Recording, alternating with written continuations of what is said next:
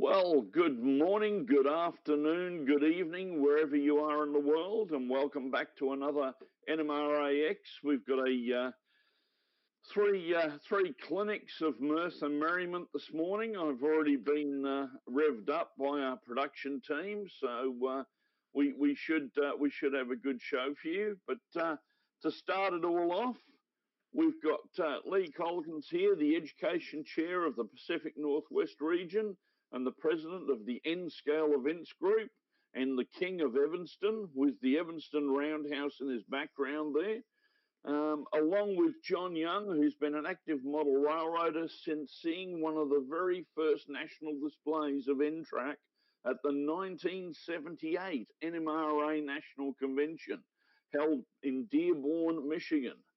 And after picking up one of their brochures, he went home to create a home layout made of 3 NTRAC modules.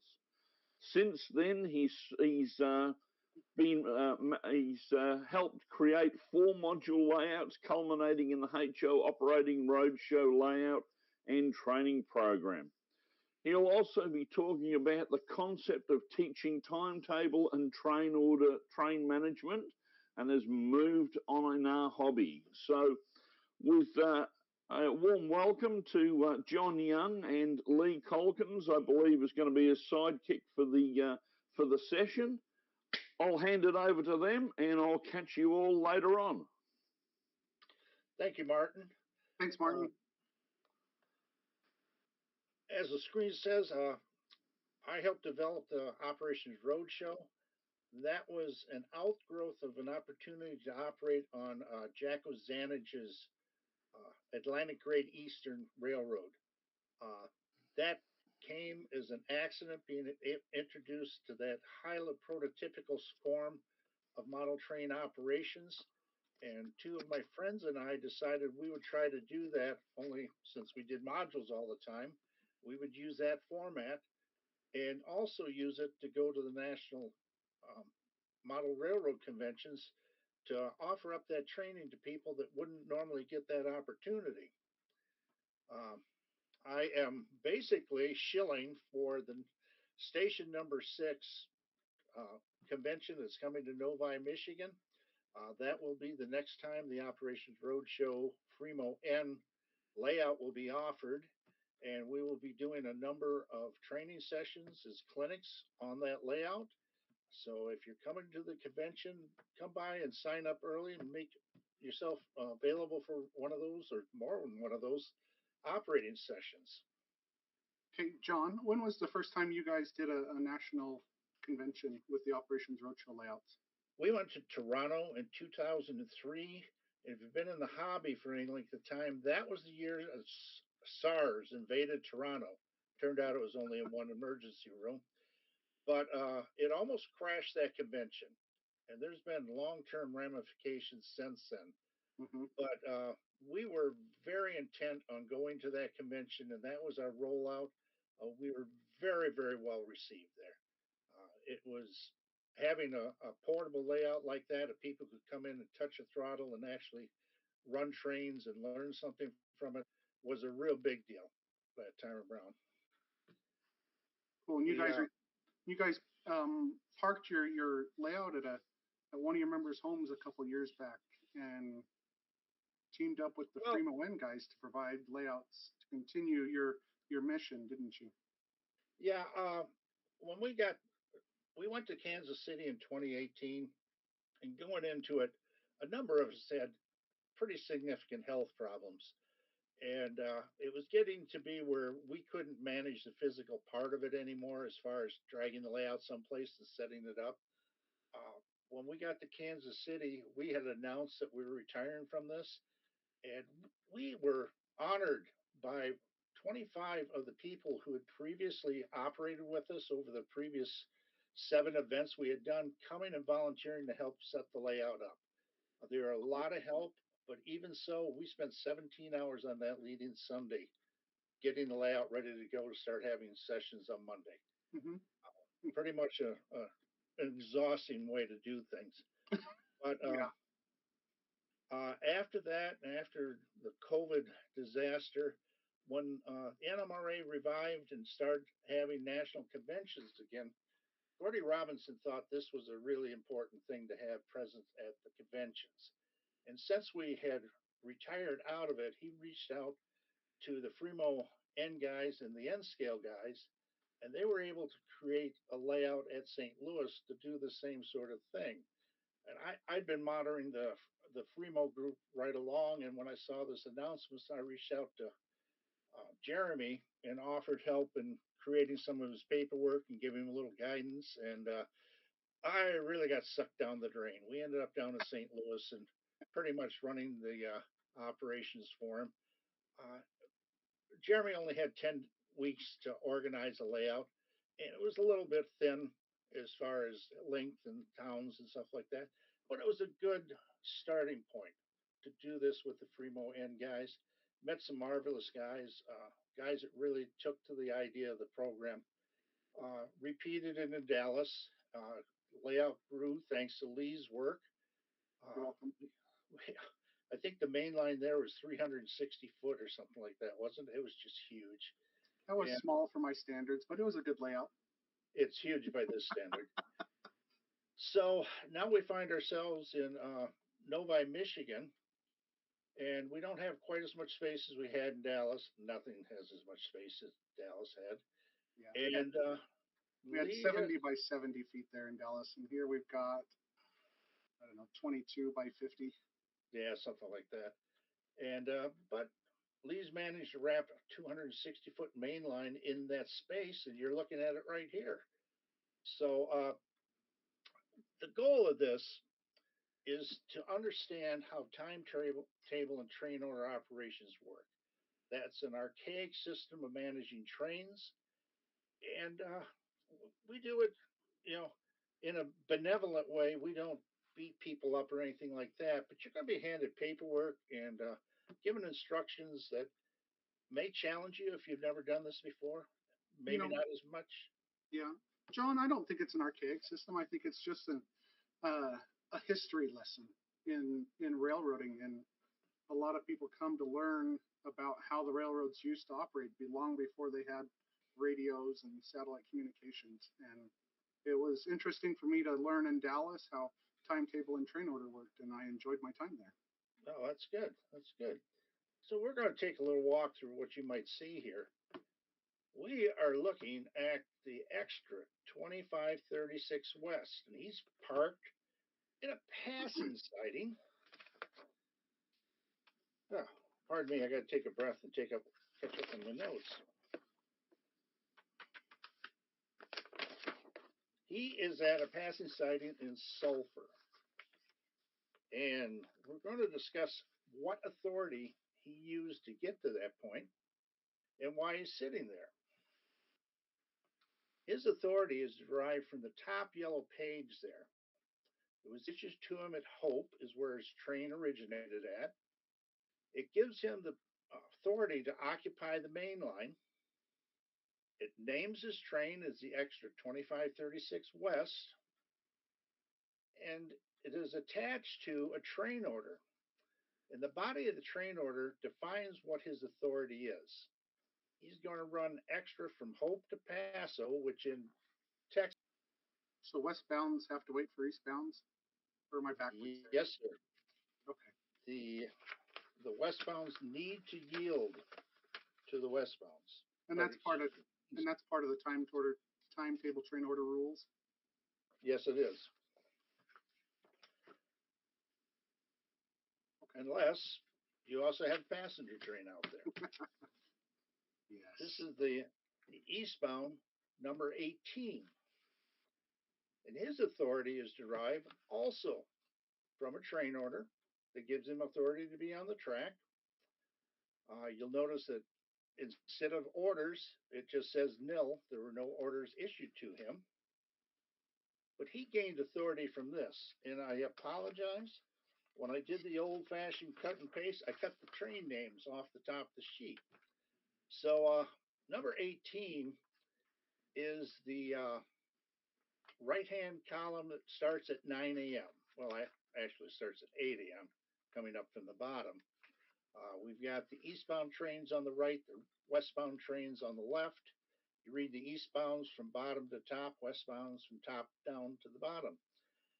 This is a timetable authority. It supersedes any train order issued to another train. They need to be in the siding, whether they're east or westbound, on the time that a passenger train, or in this case, a first class train, a scheduled train, is 10 minutes from the station in the rears of the passenger train or scheduled train. Is that all clear? So if I look at we've got fast clocks that run, and if I look there and see that I've got a passenger train that's supposed to be at my station and I'm running the extra, I need to be in the passing siding waiting for Yes. that passenger train? Okay. Yes. Now, In this if case, you've got an eastbound and a westbound passenger train, who has authority? the eastbound has authority over the westbound, but the timetable will also reflect a meeting point. This Okay. can be reflected by a bold type in the schedule. It could be reflected by a notation at the bottom of the page of the timetable, lists the times of the passenger trains. So there's indications there. You need to pick up on them. All right. I still got lots to learn. Anyway, continue. Yeah, it is. Fortunately for the people who participate with us, your two-man crew also has a pilot coming along with you. And he'll help to explain to you things and point out things that are going to happen. And this is the train that put our original train in the passing side. Why do we call him a pilot, John? We call him a pilot. I've always liked docents, but somebody decided pilot was better. They help you Pilot's understand. an airplane term. Pilot's also a term used for a conductor and engineer rides in the cab of a train with a crew that is unfamiliar with the territory. And I think that's safe to say for every crew that's going to be coming and operating with us, seeing as this is a one-time layout and nobody's seen it before. But here we're seeing the extra 5911 East holding the main line and meeting. God, I lost the other name, train's name. But anyways, completing this meet as is listed by his authority. That was his originating train order, and that's the same one you saw that was in the hands of 2536. Duplicate train orders. Any train order that is issued to more than one train needs to be delivered to all the trains listed. Okay. This was our crew in Dallas, and a good number of them are going to be joining us again up here in Novi. About half of them. About half of them. Well, that's good to hear. It was a real good crew, and they caught on to it really well. Uh, we don't throw you off the edge when we do this. We really try to make it as entertaining as we can and as fun. We do a number of things that didn't get illustrated here. There's a process called OSing, which means on sheet. When your train goes by certain places on the railroad, you have to contact the dispatcher to let him know that you're through that particular place.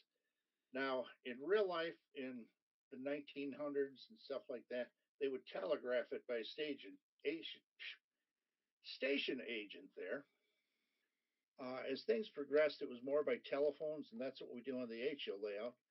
In our case, to have a way of doing this, we have moved on to using mobile phones.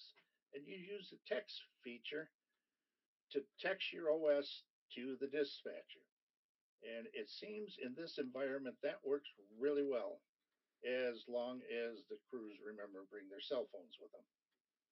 So, Lee, you want to talk about the car forwarding now? Sure. So for Novi, we did tab on cars, and John had set that up, and there were tabs on the cars that told them where to go. If you could go back to the layout slide, John, that'd be great. We'll talk about that here in a minute as well.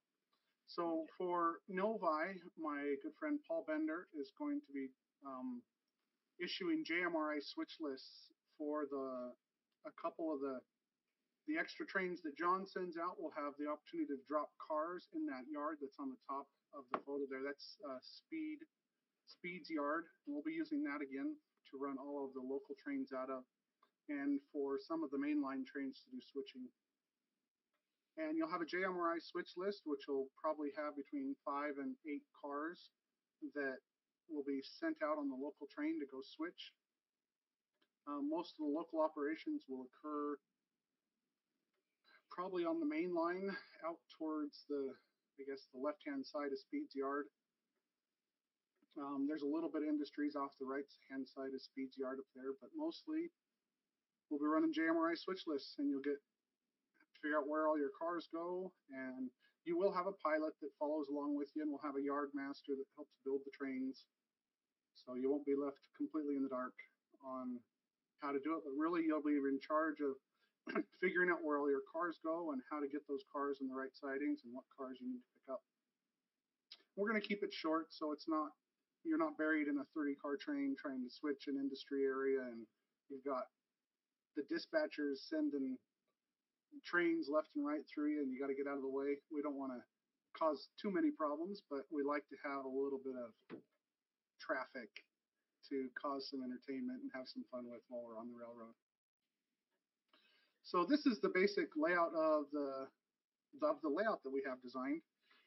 We're going to start at that return loop that we've got over on the left-hand side of the screen and work our way through. The first set of modules is 2 sets of passing sidings and a little bit of an industry area. And then we get into a yard here that's going to be our staging yard for that end of the railroad. And we'll park, those staging tracks are 16 feet long, so we can park 6 trains in there. They'll all be about 6 to 8 feet long as we come around.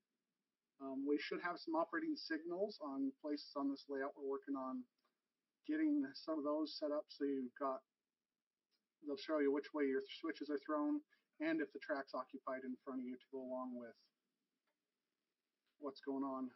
Come through Speed's yard across the top and down the other side through some more. Those are going to be 3D printed modules, that big curve on the left-hand side of the screen. Coming through, we've got Gordy's crossing module, which was used in Dallas and then again at the Evanston N-scale event that we did.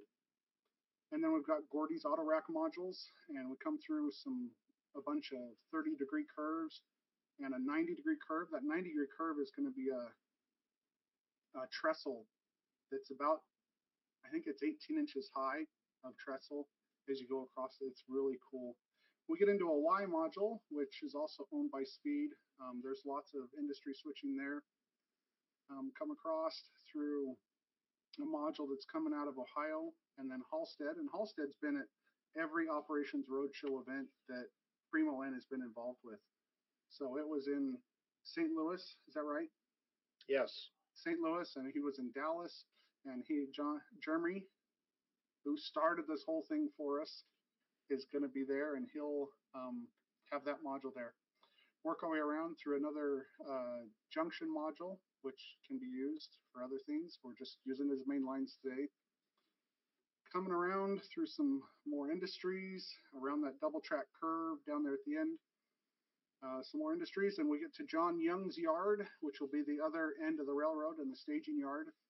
And between sessions, we'll be able to turn trains on the Y there to get everything restaged and and moving forwards. Did you have any questions about the layout, John? Nothing I want to air in public. Well, yeah. No, we'd love more space, but Novi's, they're doing a different type of convention there, where we've got a lot less space than normal, and we're all going to get cozy. And Modutrack will have 2 layouts set up in the same room with us. Yeah. So there'll be lots of trains running, and I'm not sure what their plans for their layouts are. Yeah. Yeah. This is about the same footprint we've always had for the HO layout. Mm-hmm. It just seems so condensed after the rooms we've had the last 2 times to set it up in. Yeah. And to try to keep the price down, the Novi convention moved out of the city center, and we're in a suburban hotel that doesn't quite have as big of facilities. So that's part of the issue here as far as condensing down things for size. I'm trying to set up the SIG route, and I got about 60% of the space I would normally have. That's getting to be a challenge too. So yeah, it's just a condensed show, but hopefully it's the type of one that people will want to replicate in the future. John, do you have any of your train order boards handy for your pictures of them? I do not. Sorry. I should have included that, but I didn't think of it today. So we do have a train order board functionally that we clamp to the side of the modules at appropriate places. It indicates red or green as to whether you need to pick up a train order. If you're going to pick up a train order, it would be hanging there on a clip. You'd also, that'd be one of the locations you have to OS in. I'm a little concerned that people understand there are going to be signals on the layout that are going to tell you indications of some occupancy before in front of you and how turnouts are set, but they're not really train management signals the way that these train order boards are on the side of the modules. They're the ones that are going to be telling you whether you need to contact the dispatcher to pick up information or not, if he's got something that you need to know about. Yeah, the signals that are running on the layout won't be, they're more of a nicety. They're not dictating where you can go. The dictation will all come from the dispatcher on your train orders. Face it, Lee, they're Christmas lights. Yep. So. All right, let me see if I can snag something here.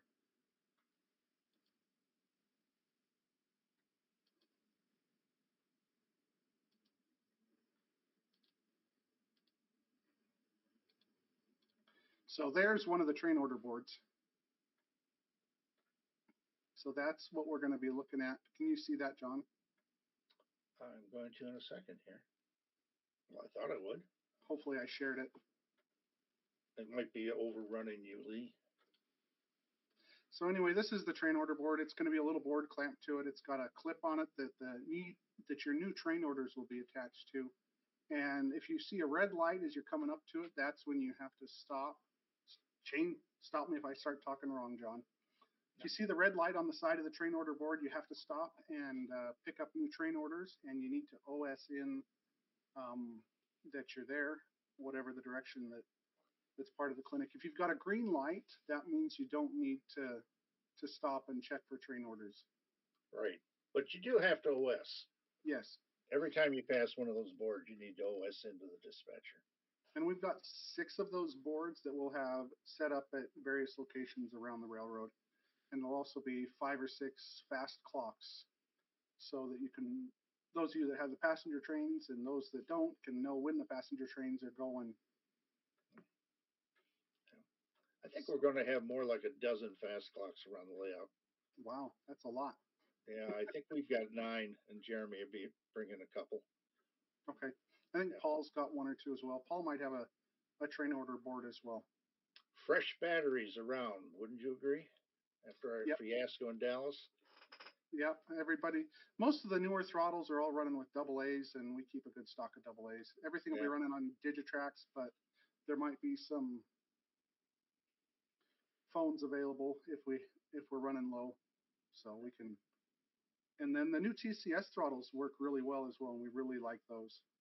But mostly we'll have our Digitrax throttles there. The UT6s is what most of them are. So we'll be bringing a Passel with us too. We still are using UT4s. Loving the heck out of them. Yep, they work really well. Yep. Do we collect any questions at all? I'm not sure.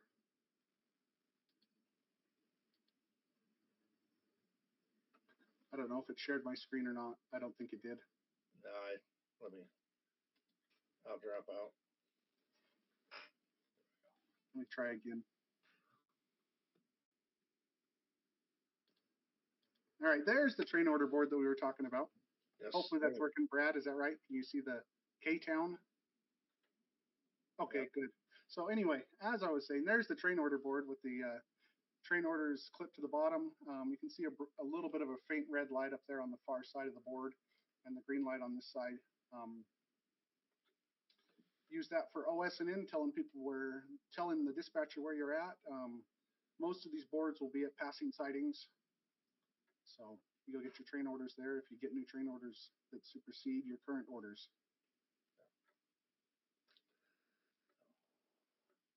Every new layout's an adventure for all of us, trying to understand what's the best way to management as far as the dispatcher goes. This one be another learning one. Yeah, we got to figure out where we're going to put the dispatcher for this one. I'll find a space. There's room to the right of the layout, so it won't be that horrible to set him up. Yes. We're also going to spend this week teaching Lee how to be a dispatcher on one of these layouts. Yep, my goal is to find a way to get there, so I am still working on it.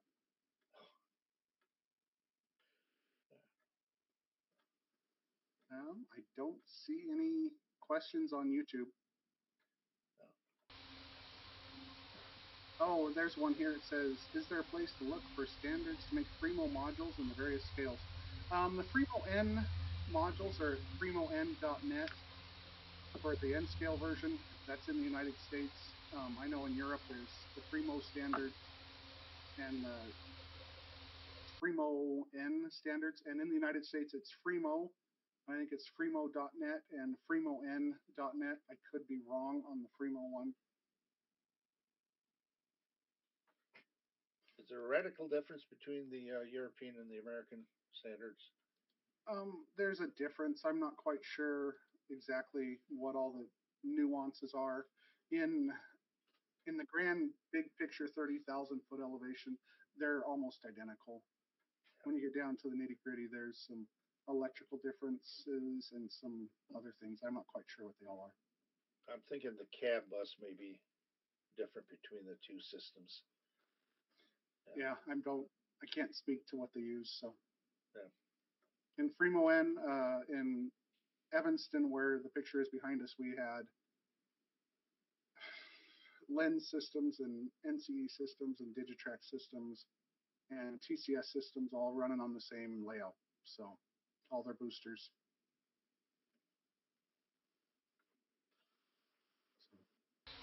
Okay, guys. I've got a question for you while we're waiting for Martin to think about doing nothing. Is there a standard for signals and detection on the Fremo stuff, and where can we read about this stuff? Okay, so the signal standard that a lot of the guys are using, there isn't an adopted one, there's not an official one, but the one that most people are using is called the Modular Signal System. It was developed by a group in California. There's a couple manufacturers that are now making boards for it. There's a manufacturer in Canada, I can't remember the name. There's also one in the United States. It's Iowa Scale Engineering, the same guys who make the proto throttles. It's just boards you plug in and use standard Cat5 straight through cables and cascade cables to connect the boards to each other. And it automatically detects, if it uses current detection on the modules to detect whether there's something there. And the company in Canada sells the boards, and I can't remember the name, I'm sorry. And the other one is an Iowa Scale Engineering. They sell all the parts and pieces. Iowa Scale dropped out for a while, but the last year, Nate over there has been getting back into it and producing new boards. They've got a couple on their website that are not for sale yet, but they are listed, which is huge excitement. I've got a yard I'm working on for St. Mary's, Idaho, that I'm trying to get some signals on, and I'm waiting for them to release their boards to finish that. Yes, I think the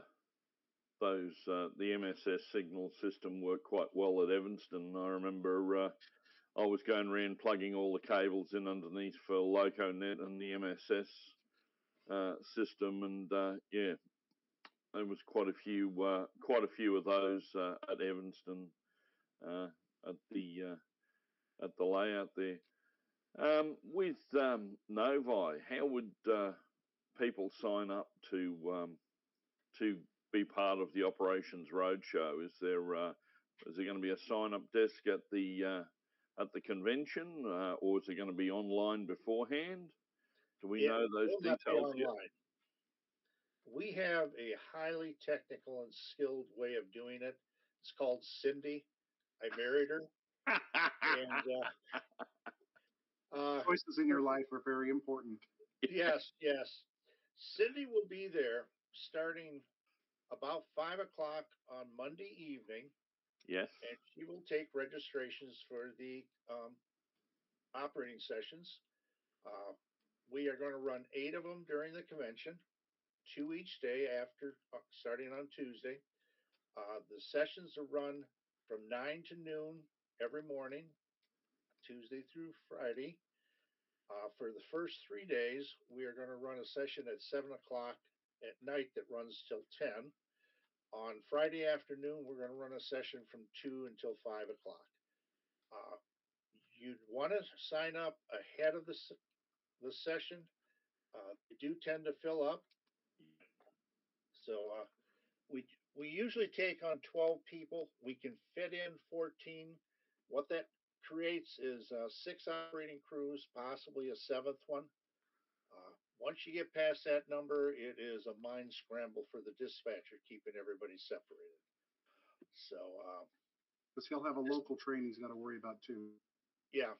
So, causing problems. Yeah. Cindy's the person you want to look at or look for. Okay. She's not hard to find. You know, there's a desert of women around these model train events, so she's going to stand right out for you. Yeah. Cindy acts as the operator on the railroad.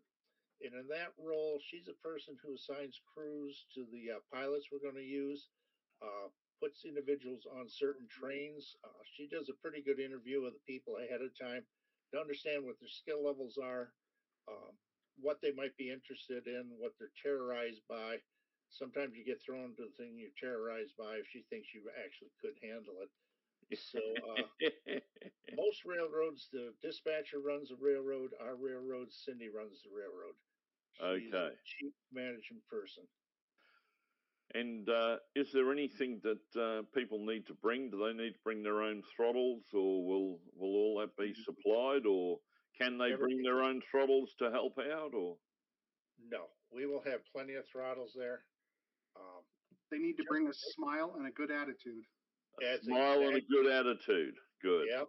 Willingness to learn and have a little sense of humor about what's going on, because we don't get upset with people. This isn't an act of terror or anything like that. But you might find yourself with a bunch of people that are kind of in charge, looking at you, wondering what you're going to do to get yourself out of the mistake you made. Yep. Yeah. There might be a little pointing and giggling, but nothing worse. Well, I can tell you when I'm operating, that'll definitely be the cause. It definitely was at Evanston. I think I spent an hour in one of the sidings because I upset the so-called dispatcher of that zone by saying I couldn't understand him. It was just Gordy. Who cares? Yeah, I know. He's actually just put a post up here saying he's got many questions, but none of them are actually relevant. So, not surprised. Yeah, so we'll leave that at that. Let me just have a little look. I think there was another one that came in. Andy Ambrose was asking, don't Walthers and Atlas offer a signaling system now, and is it any good? Yes, they do offer one, and I cannot comment on whether it's any good. I have no experience with it. So I know that Iowa Scale Engineering is releasing a board that will interface with the signals, but not the signaling system for Atlas.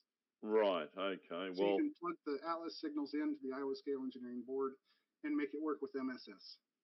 Right. Well, I know the Iowa Scale Engineering guys have got that directional track sensor that work. So if the signaling system integrates with that, that could be a good thing, because it'll make the signaling work in the right direction of travel, where if you're on a single line or the likes. But yeah, then I'd say keep an eye out on Iowa Scale Engineering, Andy. I'd say they'd probably have the better system that would come out, especially being they've done the proto throttle, and I'm a proto throttle advocate here. So, and the nice thing about the modular signal system is there's no computer running it. There's nothing running it. You can rearrange the modules every single day if you wanted to, and just plug it back in, and the system works. Yep. So. Yep. That's good. That's good. Yep, we're currently planning the Chattanooga layout, and hopefully the 2027 layout as well. So wherever that gets announced here shortly. So right. Lee, you want to talk about how the change in management is going to happen with Chattanooga? I think you should. Well, what are you planning for the future, John? Retiring is what the honest answer is. We had decided that the guys who were originally the Operations Roadshow were going to step back from this after the convention in Novi this time. We're all pretty beat up, and our hobby interests have gone in other directions than doing this sort of thing. And they don't like dragging a big layout all around the United States. No.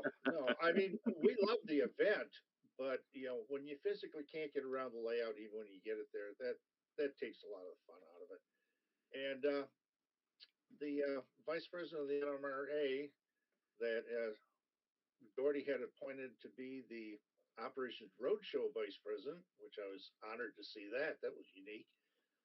Reached out to Lee and myself, and I got hold of Lee and let Lee know that we're just not going to do the management piece anymore. It was just beyond us anymore. So Operations Roadshow is being handed over to Lee and his N-Scale Events Group and the Fremo N guys. And starting with Chattanooga, they're going to be the guys completely in charge with it. So there's a little bit of property being handed off to them and some programs and documents. But I Get ready for the circus to begin. Yeah, well, I think it's in good hands. We've talked with John a lot actually, it's just been this last week that this is all just unfolded. John and I first talked last Saturday morning on the phone and via email. So the N-Scale Events Group was really created to run events like Evanston, what we did this last summer. And we've got a plan to put on a show like Evanston every year in different parts of the United States. It's not going to happen in 25. We've got a location picked for 26, which hasn't been announced yet. But one of the goals of the N-Scale Events Group is to provide education for people for doing operations. That's why Evanston was an operations weekend. On the Fremo N layout, we had 2 3-hour sessions that were pseudo dispatcher controlled, thrown together. Not really thrown together. There was a lot of planning that went into it. Kaylin and Stephen did an excellent job setting that up. But education and operations is kind of one of our it's in our corporation documents for the club that we created, that we wanted to help educate, and Operations Roadshow is a great organization. They've got a great reputation. We're really proud to be handed the reins for the Operations Roadshow.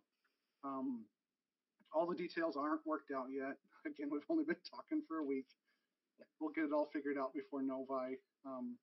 But yeah, N-Scale Events Group is going to move forward with Operations Roadshow. We will have the Operations Roadshow layout for Chattanooga, and I'm in talks with the guys for 2027, and we'll move forward from there. It'll be a great thing.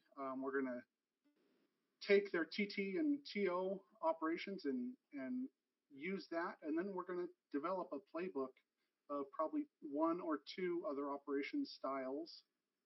so that, we can run 2 days of a convention on TT and TO and 2 days running a different style of operations. Those haven't been decided yet, but those are some of the things we've talked about in the N-Scale Events group as we've been presented with this opportunity. So we're excited to move forwards and excited to continue the legacy of the Operations Roadshow group. So that's where we're headed. Well, I can definitely say after attending Evanston, I can see the Operations Roadshow is only growing and getting better with time. With the N-Scale Events Group and Lee at the helm there, I was quite impressed with what happened at Evanston, and yeah, I'm looking forward to Novi. I'm going to be there to cause panic and chaos yet again, as I usually do in these events. So yeah, no, we'll be planting koala bears and koalas. Don't laugh. I've got some in. I found a guy. I went to a convention last weekend, and there's a guy there I was talking to, and he's actually got N-scale koalas. So we might have some N-scale koalas coming next time, and some N-scale kangaroos might appear around certain modules. So we'll see what happens. But no, I think it's going to only get better and better now, and thanks to the work that John's done in starting and keeping this running, and I think Lee's going to take it and run with it, and it can only get better. Yeah, I was really gratified with the enthusiasm I've seen from the Fremo N guys to carry on the kind of teaching we had wanted to do right along. Yes. St. Louis surprised me the way the guys handled it, understood it. Dallas was even better. Their understanding of what we were doing was better. Their understanding of the rule book was a lot better. So we were just better at faking it. Okay. Well, maybe we can do some Zoom meetings about understanding the rules involved with it. Oh, I do need those. I don't understand it nearly a quarter as well as I need to. So, I mean, to give you a little background, the guy who is one of the three guys that started this is now the assistant dispatcher for the Illinois Railroad Museum. So he has a little bit of experience moving the big things. And at one point in time, he was a career railroader for a couple of years, though he moved on to more profitable things and stuff that's also easier on your body. So we had a pretty good skill set to start out with, to design our program with. And I'm pretty happy with the way it's gone over the years. Any other questions, Marty? Maybe Brad? Just having a peruse here of if there's any more questions in there. I know we've got a few of the Australians coming up later on with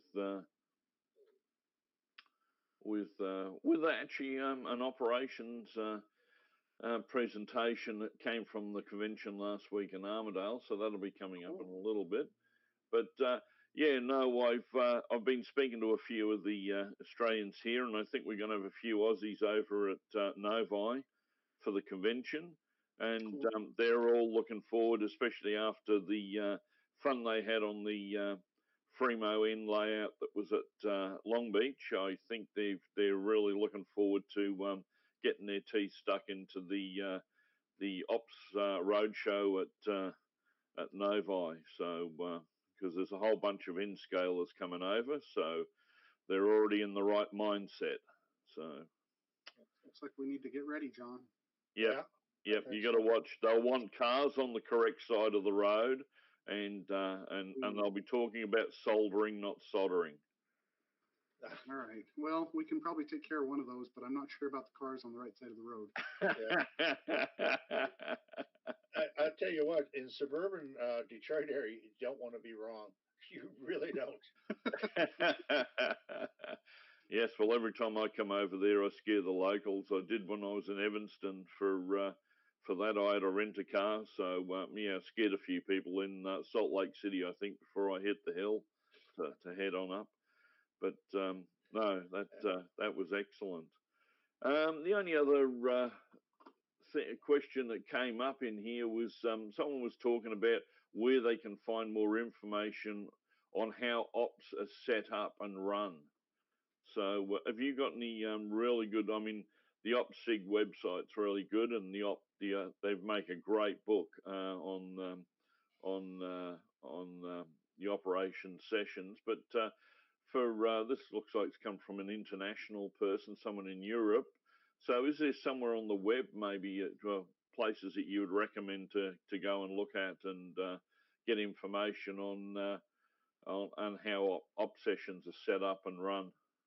We've got a handout that you can download off of our website, and you go to find that by going to Rails on Wheels. It's 3 words, and then there is a subgroup there for Operations Roadshow, and it's a quick guide to operations. Gives you a lot of information on the language to use, short interpretations of a number of the critical rules that are involved, direction authority or superiority and things like that. It's a good starting point, especially if you're not familiar with the North American language. It would be a real good starting point because we give you a good idea what the verbiage needs to be in operating. As far as that goes, it's out of print now, but the OpSig had a, what was the book called? But they have a compendium of operations, and they also had their Copy 3 Form 19 book that gave a lot of illustrations on how to set up operations, the different styles of things, better explanations of the rules involved. Excuse me. Or you could take the real, PhD level and dive into the rights of trains, written in 1916, re-edited in 1923 or something like that. You can read through that and figure it out. You're more of a man than I am. I went 3 trips for that book and it was like, whoa. Sounds interesting. Well, not so much, but it's. No, we've got really. If you're serious about, we've got 24 people in the timetable and train order. So there's a couple people that know timetable train orders in our organization. There's a couple that know others, and Speed's in there, and he's trying to operate on every single layout in the United States this year. So. Yes, yeah. Not a problem. Well, it's been great talking to you too, and I'm certainly looking forward to heading out to Novi and being involved in the ops session there. And I think Brad's going to be there as well, so we'll both be causing havoc on the layout. We may even do an NMRAx stream maybe from one of the ops sessions and give people a bit of an insight into what actually happens live at an ops session from Novi. Well, I'll see if I can talk Brad into. Hang on. I love the idea, but I think it's outside my pay grade at the moment. So. It's outside all of our pay grades, but we're going anyway. I think. Don't worry, Brad. I'll just put you in for anything. So. I think me and you need to brush up on our American lingo a bit more. No. We'll make it an Australian ops session. So we'll change. I'll take some Aussie trains and we'll change things for them. So we'll get a couple guys from the UK there, maybe a Namibian on the layout at the same time. Make it really fun. Yep, it'll be fun. It'll be a truly international ops session. Well, it was great talking with you guys and hearing what's planned for Evanston and what's been happening with the OpSig Roadshow. And I think it's nothing but positive, and going forward, it's going to be bigger and better than it was before. So it's great to see something like this still growing and the reins being passed on, as it were. So thanks very much, Lee, and thanks very much, John. And we'll head to a couple of commercials, and then we shall be back with some Aussie operating session info, I think. So See you soon. Thanks, Martin. Thanks, Brad. Thank you.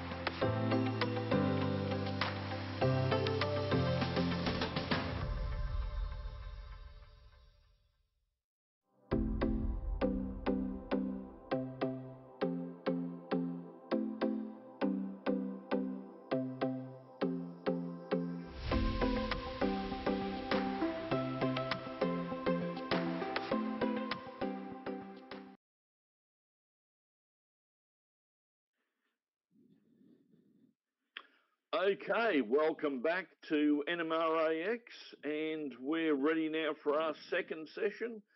We've just left the US and flown wing class, and if you don't know what wing class, that is where they strap you to the wing. It's the cheapest form of flying from the US to Australia.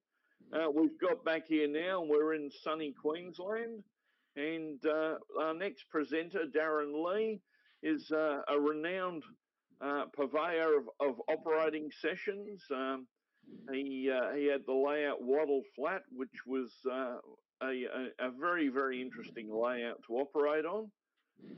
And last weekend we were actually down in Armidale doing a convention, and he had a couple of clinics down there, and he's going to share some information with us now on operations, how to get started, and the enjoyment it adds to the hobby of model railroading. So from sunny Brisbane in Queensland, I'd like to present Darren Lee. Good evening and good morning from Queensland, Australia. Yes, it is a beautiful, beautiful morning here. And yes, it's great to be part of the NMRAx. I was invited many years ago to present, and sadly my internet connection failed at the 11th second, and the boys were forced to scramble and cover in. But hopefully we're working well today. And as I say, good morning and good evening. So today, operations and how it started and the enjoyment it adds. A little bit about me.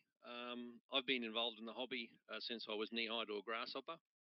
And as I said, I first started out with the old wind-up train set, and then the spring eventually broke, and then I got a battery-operated one, and then from there I received an electric one, electric Tyco train set when I was 6, and of course the rot set in from there. Round and round I went, and then I added and more from there. So I was very lucky to be involved in the hobby the whole time, and then when I reached teenagehood, girls and cars came along, but the hobby was still very much a part of my life, and I'm so very thankful for the hobby. It's taught me a lot, and it's my turn to give back. So my interests have always been in ops, and as I say, in the late 70s, I had the luxury of being able to catch up with the Virginia and Ohio, the allegedly Midland, the Sunset Valley, and those gentlemen that produced those articles were a huge inspiration for me. I couldn't get enough of that information, and of course in those days it was either a railroad model craftsman or a model railroader that and Trains magazines had articles that I just couldn't get enough of. So they were the inspiration for me to start my operations journey. And of course the concept of Beyond the Basement was just something that I thought, wow, like there is something outside the world, and the trains are actually doing something other than just going around and around and around in circles. So as I said, what we're going to discuss today is a little bit of operations, the hype or the talk, what it's all about, and sort of a bit of an identification, identifying what the prototype does so that we can sort of replicate that in some particular way, whether you're using your existing layout or whether you're actually going to plan for a layout, some of the techniques so that we can use to actually get started, and actually getting started, layout size, and then of course the actual fun factor or the enjoyment that it actually brings. So we talk about the hype or the talk. In this instance here, this is a Fremo concept or something that I've just grabbed off YouTube, and you can see here that basically what's happening is, I don't know whether you can see my mouse pointer, but this train is sitting in the loop, and there's another train coming in this direction. So these guys have got radio headsets and they've got radio throttles. And what's happening here is they've obviously talking to a dispatcher or train control. And this guy's obviously been told that he needs to sit in the passing loop and wait for this particular train here to come past and go from there. So the operation or the talk is we're not actually just running trains, we're actually doing something under control of another person. So that's what the prototype does. and there you can see, as I say, the headsets, the throttles, but the layout itself is actually doing something. We're not just running trains in a circle. The prototype. So basically, with the advent of the technology that we have today and the fact that we've got sound decoders, DCC and all that sort of stuff, we can actually enhance our operation by using just some of the basic features, blowing the horn, using the headlights, using the marker lights, and those sort of functions which give us that particular interest. So we're looking at the prototype now. Once again, I've taken some grabs off YouTube, and thanks to railcar switching action on the Norfolk Road, that was the scene that I have grabbed these from. You get plenty of inspiration by looking at YouTube and some of the prototype operations. But what we're looking at here is these two units, two quite large units, as you can see down the bottom here. They have pulled into the siding, into this particular siding here, and they're going to place this centre beam car into this opposing siding. So as you can see, the engines are on this end, but the cars need to be pushed into that siding there. So a simple operation, although it can become quite complex, the engines will get cut off. As you can see here, the brakeman has now secured, I should say, sorry, my apologies, the engineer has pulled up the train and the brakeman has stepped down and he's getting ready to separate the cars.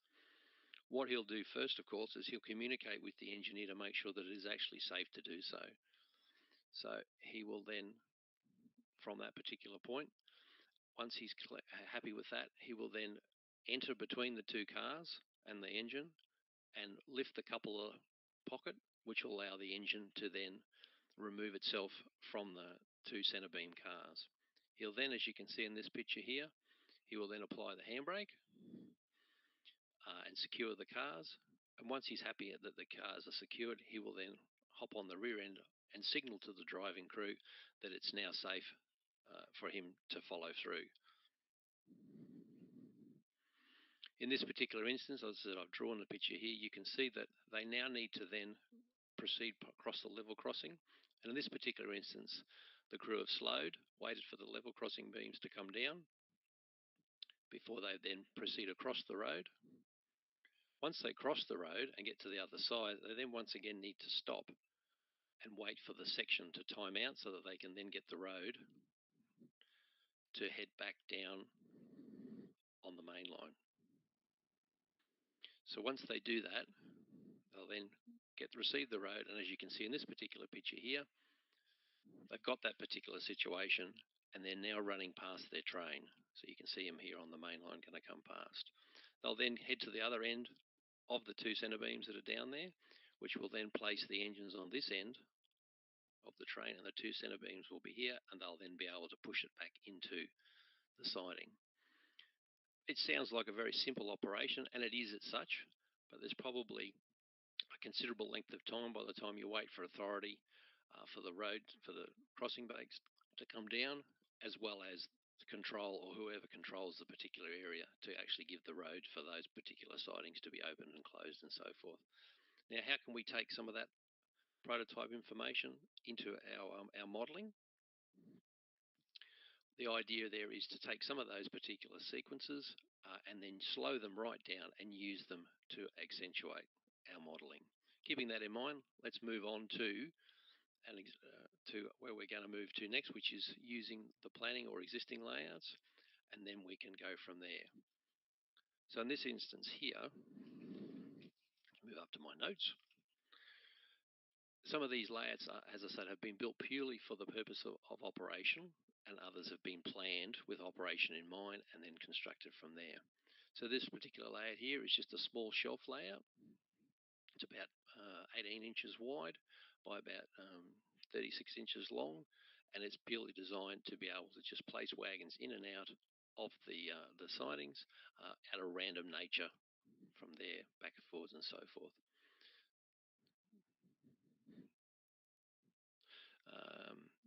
This particular layout here is an end-scale layout. It was constructed purely for the purpose of operation, and it shows a large locomotive servicing facility and so forth from there. So this train this layout features the ability to take locomotives and wagons on and off, and then add from there. The idea of this picture here is just to give you the idea that you can actually create something in the scene. You don't need to have such a large layout or a large one, but it gives you the ability to not only do some operation, but also take some photographs of what you're doing at the particular time.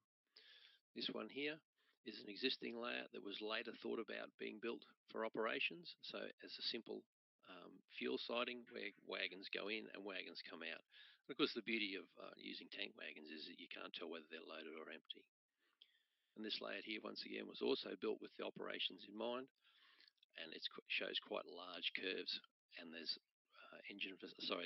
staging facilities here where the trains come out onto the layout and then they perform a certain task. Once again, existing layout or planning. So here what we're looking at is Ian Wright. This is a screen grab from a brilliant layout designer called Ian Grice. And as you can see, this layout is basically designed in a small space, but with plenty of operation in mind. So if you are building a layout, there is plenty of information online that gives you that opportunity to actually source from there. When it comes to planning a layout for the operation purposes, there's some wonderful tools available for you. This device here is a template that you actually place your pencil in or your pen in, and you draw the radius that you need, draw the turnout sizes and crossovers and so forth. An absolutely brilliant tool. When I designed my layout wattle flat back in 2009, I used this particular device. Fantastic device because, as I say, I'm not that au fait with computers, as you can probably tell. And as I said, it took me a long time to learn to drive, whereas this way I was able to just simply put a pencil in and away I went. When I finished designing my layout, it was in a room that was 30 feet by 20 feet. I came out with about 50 mil, I think it was. I was out by using this template, so I was quite happy with it. There are also plenty of free programs online to design your layout with, and this, I think, is an example of a program called NMRAx, or it might be SCARM. But once again, they are great tools. You just need to learn to drive them, and many people have no troubles at all. They pick it up quite quickly.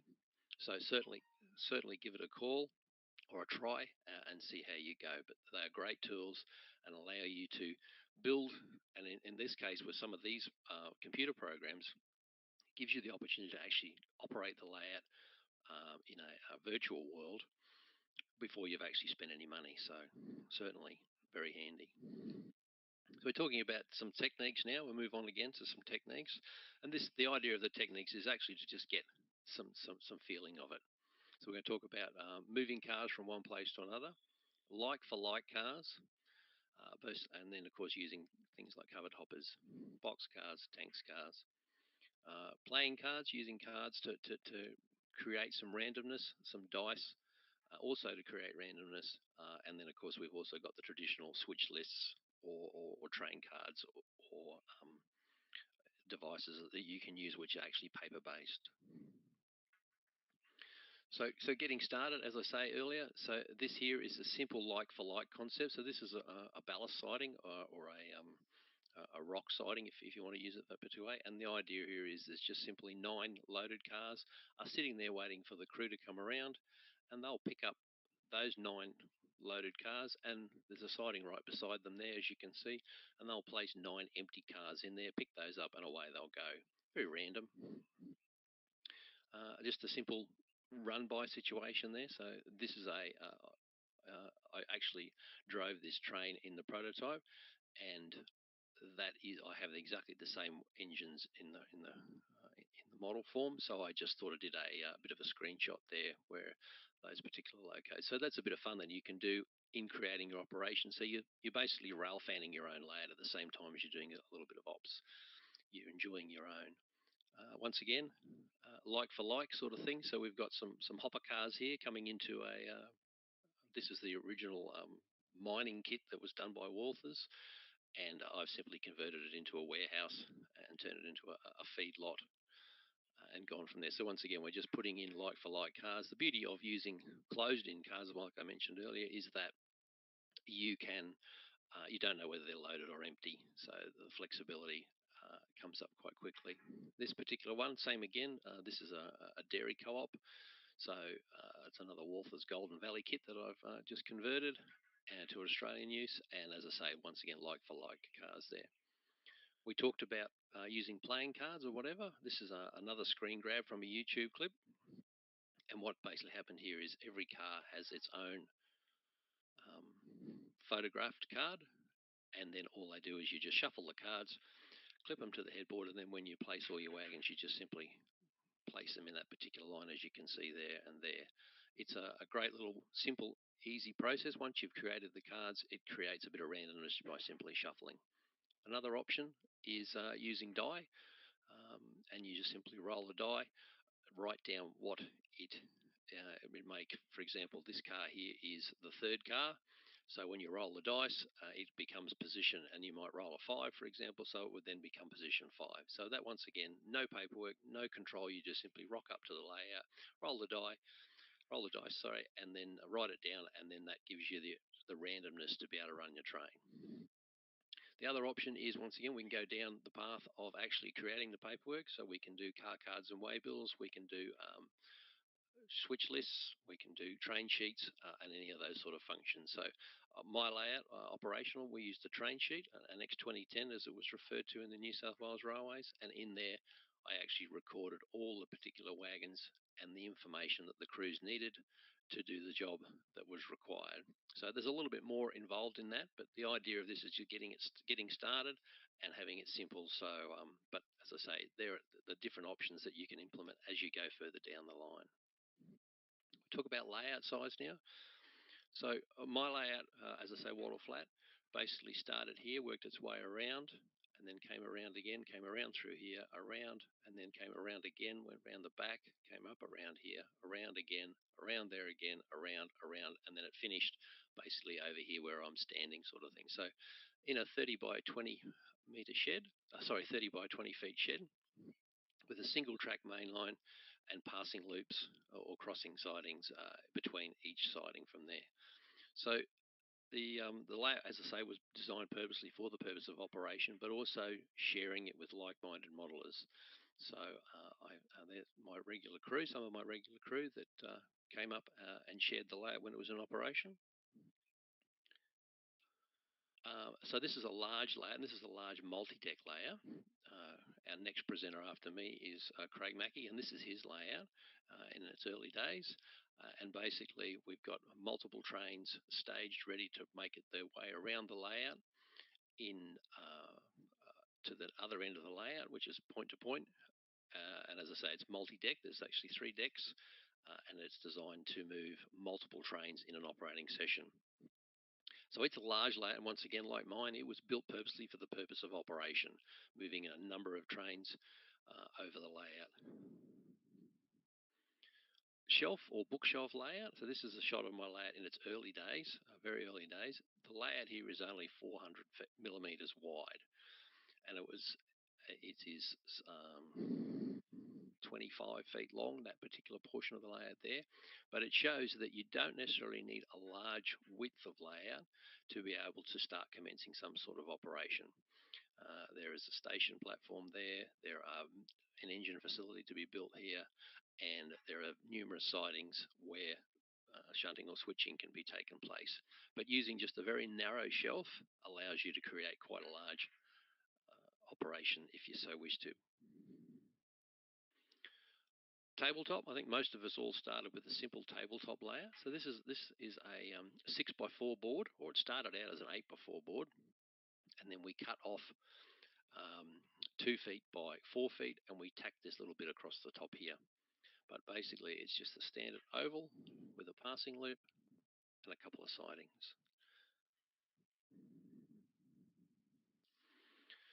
So any size layout can, as you can see from the pictures that we've shared, offer the opportunity for operation if you so be inclined. So we're going to take you through a photographic journey of both rail fanning and also what we can do in the model world.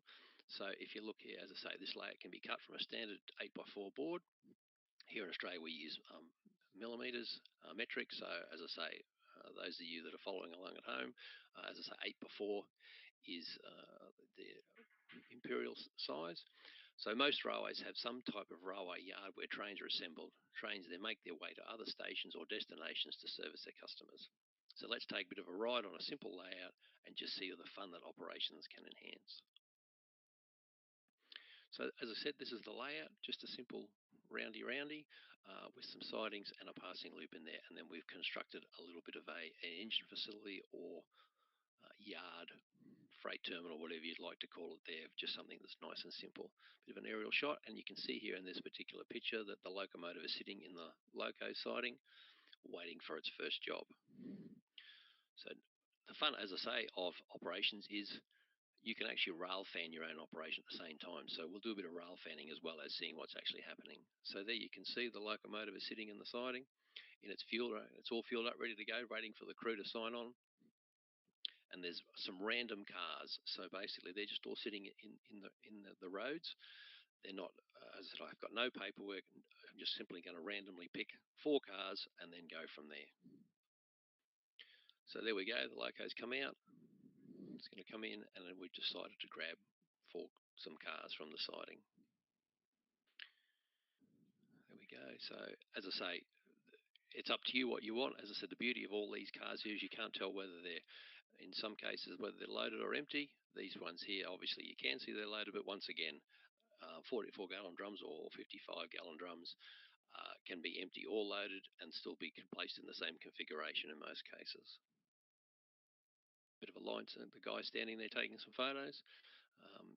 A number of us that actually work on the job actually enjoy taking photos of our trains as well at the same time, and I think we can all appreciate over the years that we're thankful that a lot of them did, because we use some of these photos in today's world for our past operating and detailing sessions, so it's very good. So it's fun to rail fan your own layout. There we go. So we've grabbed four various different cars. And as I say, I've based those 4 cars on just simple randomness. It was great to just pick it from there. So simulating the authority that we need to get, like we did in the prototype photos earlier. Our train is now sitting here together. We're simulating the authority to leave the yard, pumping up the air, making sure the train's continuity is in order, and so forth. And there we go. We're down nice and low. We've checked the cars off. As I said, if you wanted to, you could write it all down, or you can, and then form some sort of paperwork, or you could just keep it simple as random. Leaving the yard, as we all know, when you leave the yard, you've got to leave it nice and slow. So we've got our authority, and we're just going to putter out of the yard nice and slowly there. Take our time.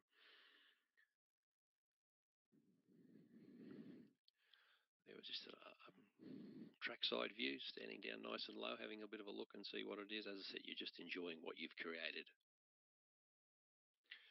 It's a round and round layout, as we said, so we can actually do a few laps if you so wish to. That's purely up to you. You might just feel like at the end of a hard day just doing some laps and just going around and around. It puts a few miles on the layout, but it's also sometimes quite relaxing. Or you could simply come straight out of the yard, pull up, and then uncouple your train. And in this instance here, you can see the crew have got to the station that they need to. They've now uncoupled the engine. And what they're going to do is obviously the conductor or the brakeman will apply some brakes. We're going to simulate this, of course, so we'll take a couple of seconds, simulate that the brakes have been applied, handbrakes have applied, and then the conductor or the brakeman will get back on the engine. You can see it's all, and then the train runs up and around, and then he comes back around nice and slow past the train, ready to get to the other end so that he can then switch the sidings. You can see the photographer is standing on top of the closed hopper, and he's photographing the engine as it goes past. So he comes back on again through the switch and then couples back onto the train.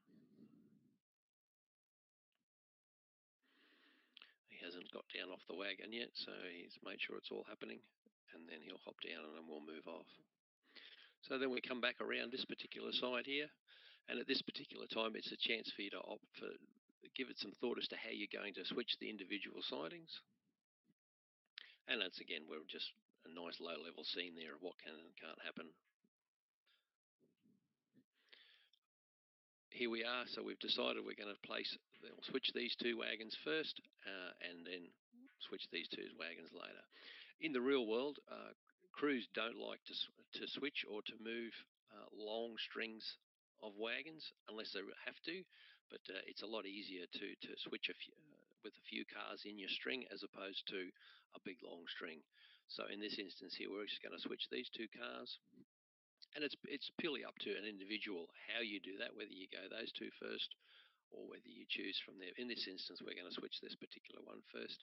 And this industry could be a sand siding, a cement siding, a flour siding. It's purely up to you what you want it to be, just depending on what cars you actually use in this particular instance here. So you can see they've uncoupled the cars. Naturally, they're going to have to apply a couple of handbrakes so these cars don't roll away. They'll then move in and then place these two particular wagons into the siding, or cars into the siding. There we go. You can see that we've now done the first part of the move. We're going to put that one out of the way, pick this one up, and then go from there. Once again, as I mentioned earlier, it is just purely random. As I say, there's no paperwork involved. We've just simply decided we're going to do these 4 cars based on. There we go. There's a bit of a line side view, so you're just enjoying what you've done. And now we're going to move the tank cars around, so we'll actually move in and move the tank cars.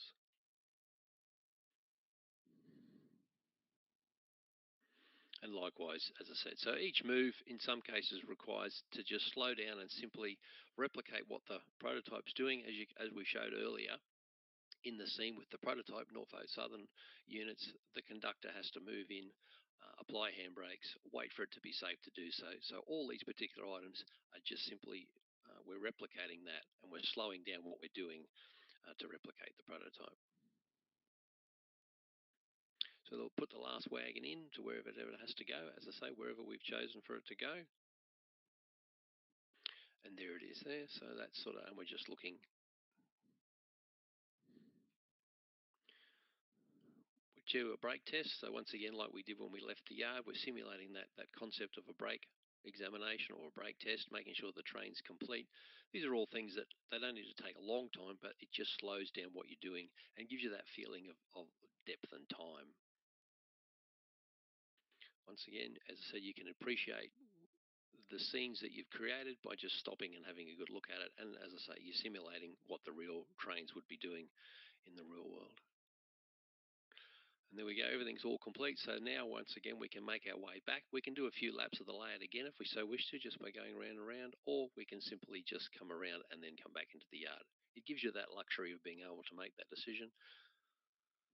And it's just a chance to stop. So now the train has gone on its journey and it's approaching the yard. Naturally, we need to slow down when we approach the yard and get authority to enter. We've received our authority to enter into the yard, and so we're coming in at a nice slow speed. Once again, just like the prototype would do.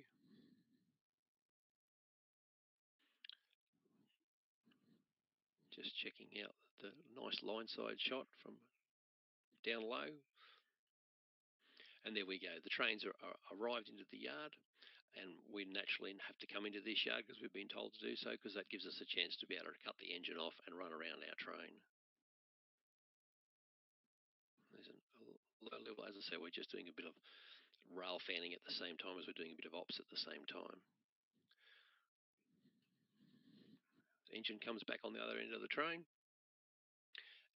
and then we'll go and place the cars where they need to be. And then that's, once again, that's a simple random concept.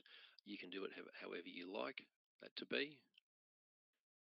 And that's the beauty of the system is, as I say, without any paperwork, you can just simply place them wherever you so wish to. Just another line side rail fanning shot there. And there we go. So we're now in the position to be able to sort the cars out. You can use your dice once again if you so wish to, if you want to have a little bit of random, and roll the die and then decide which area these particular cars go. For example, you might say roll the dice and decide that one's going to go over there, that one's going to go there, and so forth. Or once again, just simply randomly decide I'm going to put them there, and so forth. And then the cars are in where they need to go. As I said, they've been told that they just need to go there, so we haven't actually placed them anywhere at all. They're ready for the next crew, and the engine has then come back out again and goes back over to the loco servicing facility where you can simulate, brakes are being done, it's being fueled, it's being sanded, or you can simply just stop and go get yourself another cold beverage from the fridge. And there we go. That's not the last of the line side views, so you can just sort of see what you've created. So the enjoyment of it, I see the enjoyment of it is when you can share the hobby with like-minded people.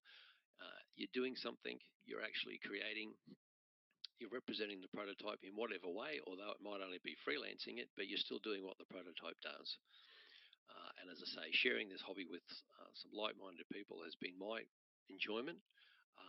So basically, yeah, thanks for coming along for the ride. I hope you've enjoyed the conversation. And my wish is that you have an understanding of operations and how you can enjoy it, and hopefully it'll enhance your operations from there. And there we go. Cool. That was a good presentation. That layout, was that your exhibition layout you used to take many years ago out to shows? I think I've seen that before somewhere. No, that was my previous exhibition layout was 3600 by 2400.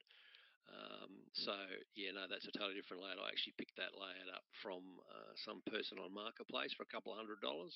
They wanted to get rid of, so I and then yeah, as I say, it's just a simple 6x4 board, and I tacked the 2 foot by 4 foot piece on the end of it, and gone from there. So yeah, no, it's never been shown at all. Well, that's great, because it shows just with a very simple yard how you can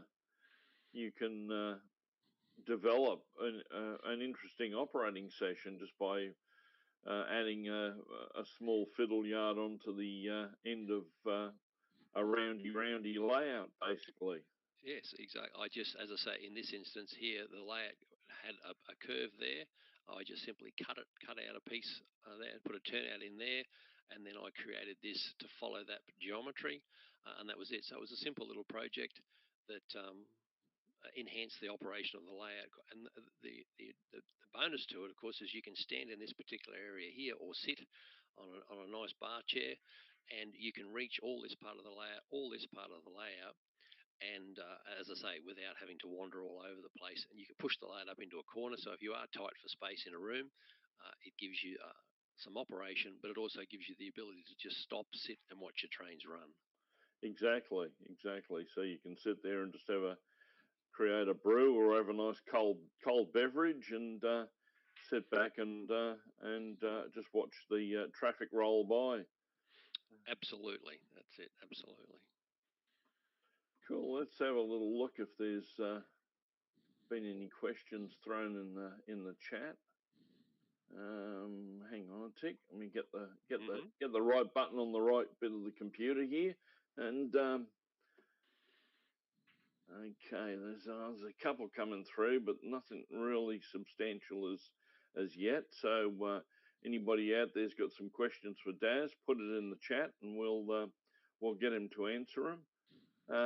But one of the things, your even Wattle Flat, your large layout you had set up, and I must say you sold that layout on, being as you decided to move. Darren used to live on a large lot of land out in the country, and decided that that wasn't for him anymore, and him and his wife sold up, and he's moved. So he's in the process of being in between layouts. So I guess it's a lot of planning and the likes to go ahead. But Wattle Flat was basically a single mainline layout all the way around with plenty of operations on there. So could you explain a bit on that, how you came about those concepts of Wattle Flat, and like a single country mainline, but with plenty of switching and plenty of operation parts on it? Sure, sure. So my obviously I'm a New South Wales modeller here in Australia, but my influences originally came in my younger youth from modelling the North American, and I still do dabble in a fair bit of North American. Fremo is my current process at the moment, so we're developing that. But when I designed Wattle Flat, I was fortunate enough to know that I had the space that I had prior to actually starting to build the layout. So I was able to draw it up before I started. So, and I was unusual in the fact that I actually created the space or the bench workspace first before I created the actual track plan. So I wanted large aisles. Large aisles were a given for me. In that, I'll just flick back just to sort of help from there. But large aisles were most important. I've operated on many a layout over the years where the aisles haven't been of a premium, and some of the operators find that it's rather uncomfortable to operate the layout. So I created quite large aisles in there. So my aisles were 1200 in the space there, with the pinch points of being 700. Yep. So I created that. So once I'd worked out the bench space and what I could fit in that particular area, I then sat down and thought, okay, what sort of operations do I want? Here in Australia, our operating scheme is very different to our North American friends in the fact that you guys or North Americans have a lot of interchange, whereas here in Australia, it's very, very few and far between. We had some coal roads and some steel mill roads that did a little bit of interchange, but nowhere near like you guys do in North America with the Norfolk Southern interchanging with some of the little short lines. So I needed to create a layout that was both operationally interesting, but also realistically plausible. So I prototypically freelanced a country branch line that that had trains that come off the main line, sort of thing. So having that concept cemented in place, I then looked at the prototype and said, okay, what station track layouts can I use that will fit in the area that I've created? So I then worked out, once again, pencil and paper, and said, okay, that one fits, that one's going to work, but also at the same time, that gives me some operation to allow some trains. My big factor was I wanted to have two-person crews. I wanted one to have the paperwork and the other one to have the throttle, which simulates the driver and the conductor, and down here we call them the driver and the shunner. So I wanted that facility as well. So that was the other reason for the large aisles, but also to something for them. The two-man crew person creates that banter where they work together as a team and decide the shunting puzzle, for a better word, on how it's to be done. There's no right way and wrong way in which whether you pick up the empty wagon and then drop the loaded one, or whether you drop the loaded and so forth. It just depends on the scenario of the siding that you're working. So each job was created so that it would take between an hour to an hour and a half to do. And the idea was that the crews would work from one end of the layout towards each other, and then they had that simple area of passing one another so that they weren't in the same area at the same time. And then, as I say, they then moved on to their particular jobs. So that was the concept behind the layout. And as I say, it's 14 years that the layout was in existence for. It's now cut up into lots of little pieces and resides in someone else's home and is yet to be put back together. But yes, it certainly served its purpose, and I was able to share with other modelers the experience of operation. Yes, I can attest as being a moderately sized modeler. I can attest to the benefits of having the nice wide openings, because there's been a few layouts I've been to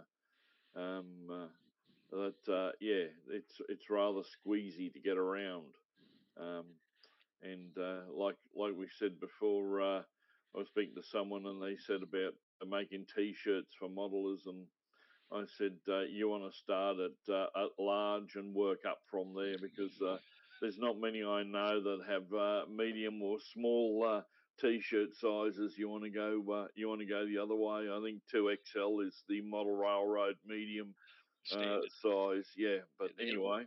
the NMRA standard for your own brand of T-shirt is 2XL. Yes, it's 2XL's where it starts at. Yeah, so no, it was. I've seen Wattle Flat a number of times, and yeah, it was always a great layout to go and rail fan on, and obviously operate on as well. But yeah, it's interesting working out your plan. So it basically started from the main line, and it was a branch line itself out to a number of different industries. Correct. That's right. Yes. There's I have my own YouTube channel, which has some numerous operating videos and tips and that sort of thing. So if you search Wattle Flat, it will certainly come up. But yeah, that was the concept. The branch line industries being serviced by trains coming off the main line, and then, for a better word, interchanging with the local crew, and the local crew then assembled their trains and then they took them out onto the line from there. And I used the like-for-like concept, and what I mean by that is, so a closed hopper for a closed hopper, a closed boxcar for a boxcar, a tank car for a tank car, and so forth. So it really makes it easy in the fact that you haven't got to think about it. You know, your Yep. siding has a boxcar in there, so you're going to take that boxcar out. It can either be an empty boxcar that's already been dropped off, or it can simulate a loaded boxcar and you're exchanging it for an empty one. For an empty one. That's Yep. it. So it simplifies your operating session right from the word go. You can then enhance it by saying, okay, well, not every siding is going to get switched each time. It may be this time it gets a tank car in the case of a paper mill. This time it gets a tank car, and next time it gets a box car, and so forth. A lot of industries, you don't necessarily need to create the whole industry. You just need to create the face or the rail side industry of it. So therefore, you can supplement the particular siding with various cars, and that can then create the next level of operation. But as I say, the simplest way to start it is simply just by doing a like for like concept. Cool. Now, the trains that you would run on that layout, what would be the average length of them? Because I know I've been to a couple of American operating sessions, and yeah, you know, you have ridiculous lengths of cars, especially if you go to some of these N scale layouts over in the States. You know, some of them can be up to nearly 100 cars in a train. What would be your average length of train? Sure. So in Wattle Flat, the average was about 8 to 10 cars. We had a caboose or a brake van on them as well, sort of thing. So, but on average, that was the site. And I created all the loops, all the passing sidings, to enable the train to comfortably fit into there. I worked on the theory of dark territory, so therefore there was no dispatcher or no controller. You simply had a staff machine which allowed the crews to give a visual indication of whether the section of track was occupied or not occupied, and that was purely manual. It was operated by the individual crews, which simplified it from there. But as you saw in the example of the roundy layout with we only used 4 cars in that particular scenario. So length of train is basically factored by the siding that you create. As you can see in the roundy situation there, 4 cars fitted nicely into the engine, into the yard facility, so that it allowed the train to run around and then be placed on the other end for sorting it. You could still create more cars if you so wished to, but you could simply use 2 engines, one engine that was sitting there waiting to release the train that arrived, so that would enhance your operation even further. So by simplifying it, I used 4 cars, which meant that the engines could move around, and likewise on my large layout, Wattle Flat, I used the number of cars that fitted comfortably in each siding, so that trains were allowed to pass one another at any particular portion on the layout. Okay, excellent. I'll just have a little look over here in the chat and see if there's been a bit of action there. So there's a few people that have dropped in. There's one bloke there making sarcastic comments about the side shot of me at the layout.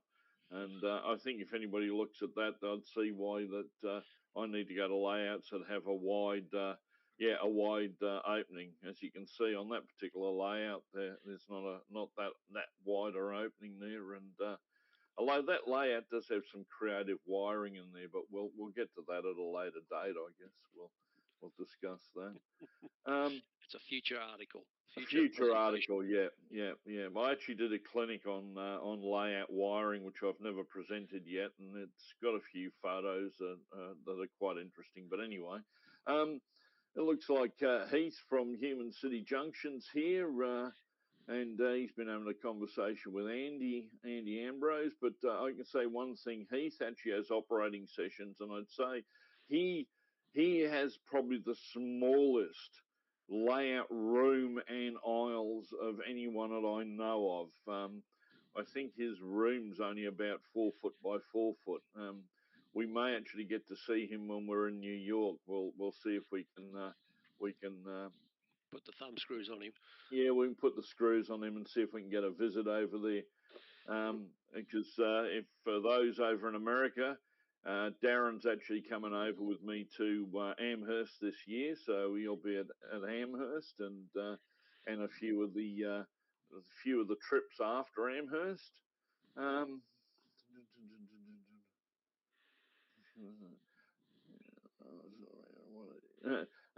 And Heath actually makes the comment here, and he says he finds this interesting, and this is considered a medium-sized layout in Oz.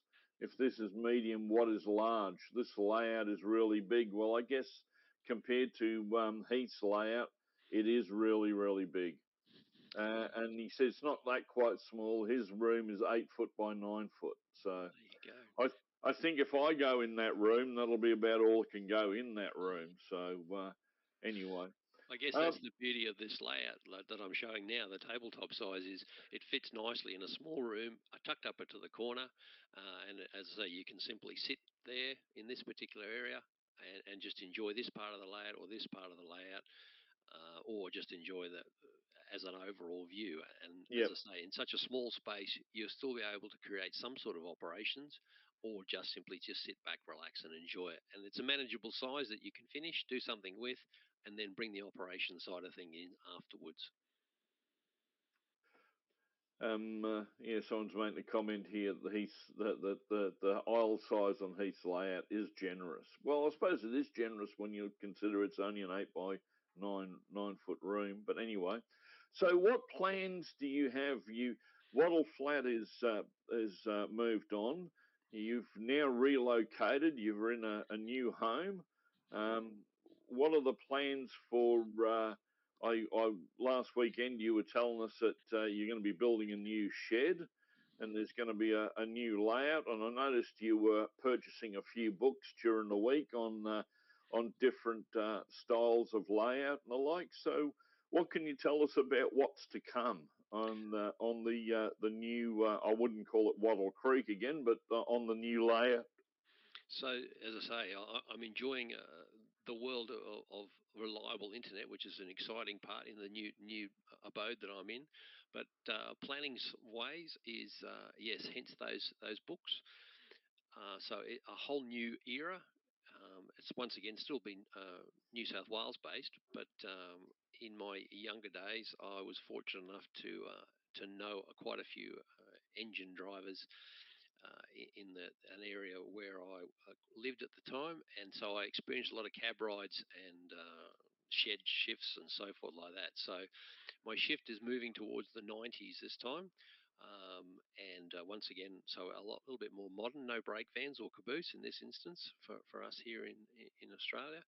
Or in New South Wales anyway. So the new layout will basically, I need to work out the size that I'll have. So once I've done that, once again, I'll create the bench space concept. And the book that I purchased by Tony Coaster, which is Double Decks, is something that I'm seriously thinking this time, because there'll be a lot more mainline running. So so looking at the double deck concept. And then probably Western New South Wales once again, which is where my previous layout was based. So you've got the country branch line feel with the main line traffic coming in. So that will create that environment for me. As I say, so there'll be more modern. So there'll be more multiple units as opposed to single units trains, which is head-end power or locomotives. And then as I say, so it'll still have the same sort of theme. So it'll still be, tank wagons and fertilizer wagons and wheat and so forth like that. So the rolling stock won't change too much. It'll just be more modern and, as I say, more operation than a country branch line feel. But this time it'll be, as I said, I'm seriously looking at the double deck and the options. Well, I'm trying to steer away from trying to steer towards the Nolix concept. So it'll be double deck without a helix. Yes. So that once again brings its own ideas into the fold.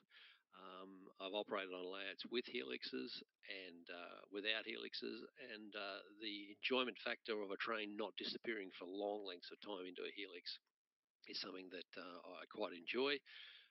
But then, having said that, there's times there where you do need to have a helix, and there just isn't any option. They eat a lot of space up, but we'll cross that bridge when we get to it. As I say, that's where I'm looking at, is moving towards that design, and I just need to come up with the shed design. And in the space that's in the backyard, I need to move a couple of trees and tidy a few things up first. So once I've done that, then I can get the shed built. I've been here 5 months now, so exactly. It hasn't been a great rush, Yes. but at the same time, there has been some planning that's certainly going on. Right. Cool. So it's going to be another country New South Wales branch line experience. Are you going to have double track mainline, or is there going to be single track, or? No, I'll steer towards the single track mainline concept once again. New South Wales Railways in the country regions, it was all done that way. Right. It was all a single track to an approach to a passing loop or a crossing siding, or it came to a town where trains meet. So that concept provides quite a lot of operation, no matter where you are in country New South Wales.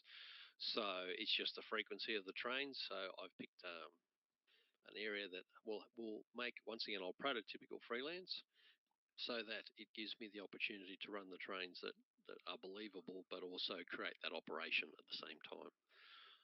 So that's where I'm going in that particular path. As I say, I'm a lot closer to people now. So when you bring a crew in, they haven't got to come as far as they used to have to come to operate on Wattle Flat. As I say, so it'll still be a 2-man crew operation, and go from there.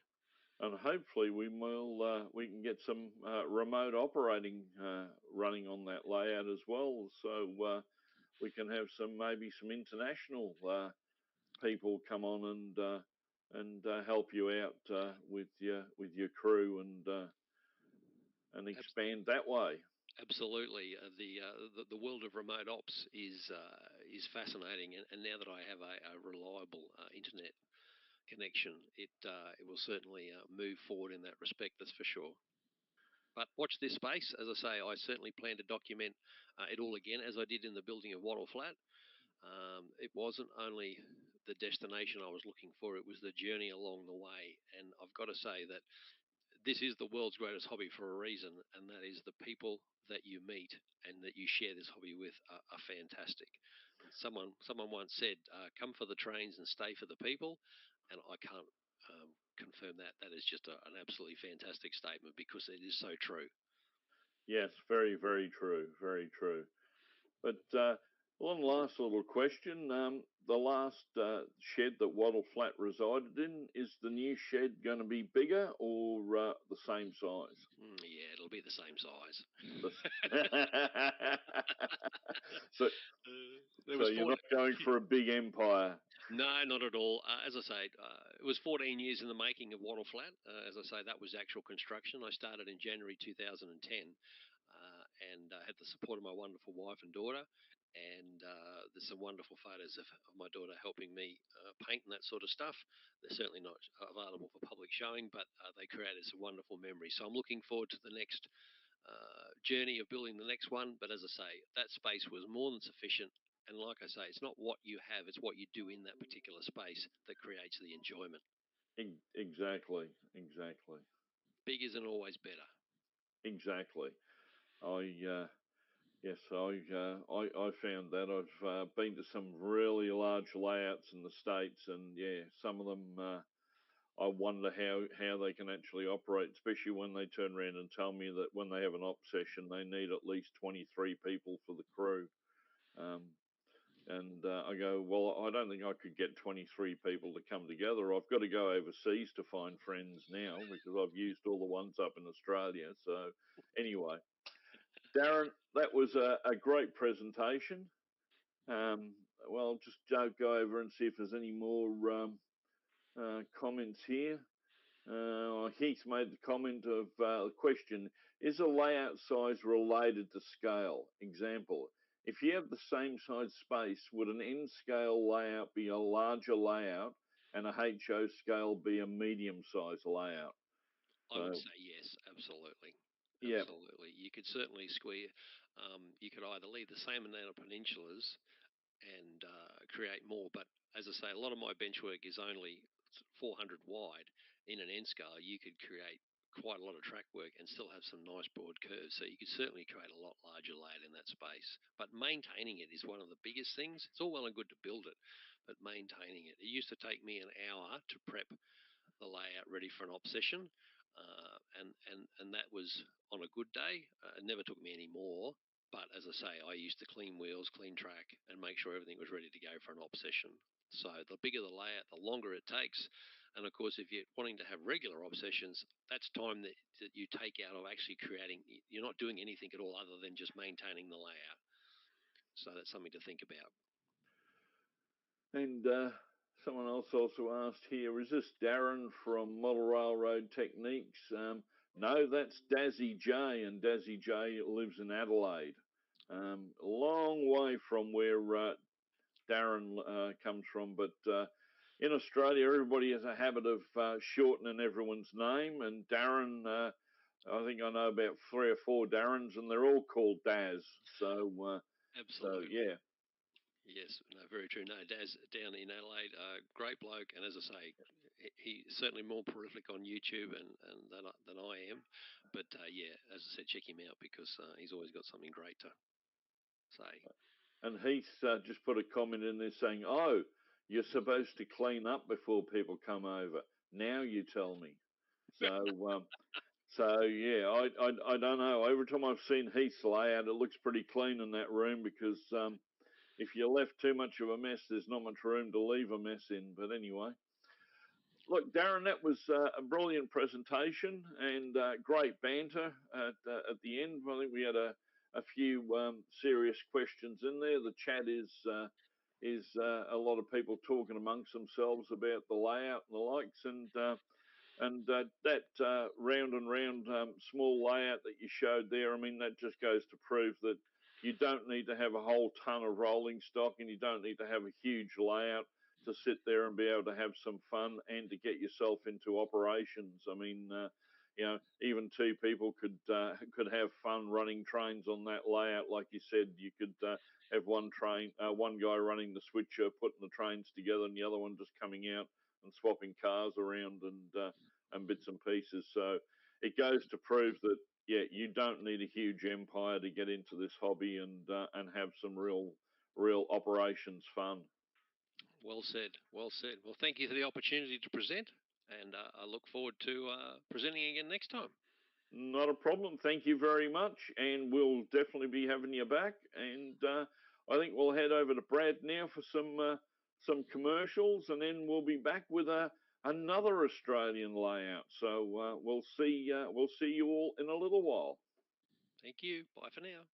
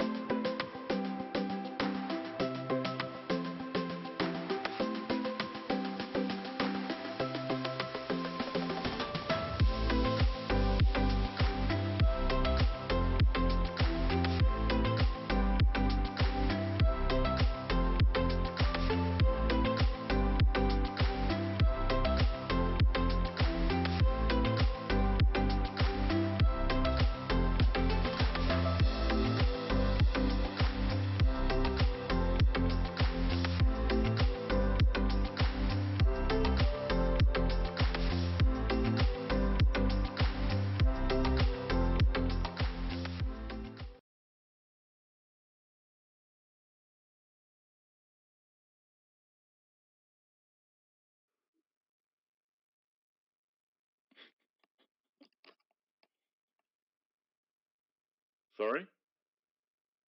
We're live. Here we go. That was really professional. Production people just turned around and said, "You're on," instead of giving you any warning. So welcome back, everyone. We just had one Australian presenter. Now we've got Craig Mackie again from the lovely sunny Brisbane. He's on the south side of Brisbane. Well known for the previous presentation by Daz. A moderately sized me trying to squeeze through the layout at Craig's here. So without any further ado, I'll hand it over to Craig, and you can take it away. Thanks, Marty. I had a whole lot of repartee to get back at you for what you were going to say, which you haven't yet. So I'll leave that in the kit bag. So I'll try and share my screen now, and hopefully Brad will tell me if it's not working. That wasn't about things like couplers falling off and logos not wanting to run, was it? And wiring. And wiring, but anyway, we'll pick that on later. Yeah, thanks, Marty. So hopefully you've seen a screen come up. So this is the presentation that I gave down in Armidale last weekend. It's been taken back out and going to be presented today. The same. Mine's called Improving Scenes on Your Layout. In Marty's case, he hasn't got a layout. He's only got a plywood central arrangement, and there's no scenery on it. So, as Marty said, my name's Craig Mackie, and let's get started. So let's consider what makes a good layout. Is it the detail there? Is there something unusual on the layout that you model? Is it the colours you use, the scenery, lighting, Have you got sound? Is there animation? Or do you run realistic operations? And if you looked at Darren's little 6x4 layout in the previous session, I think all of those were present, probably except for the sound and the animation. And maybe it's a combination of all of the above that makes a really good layout.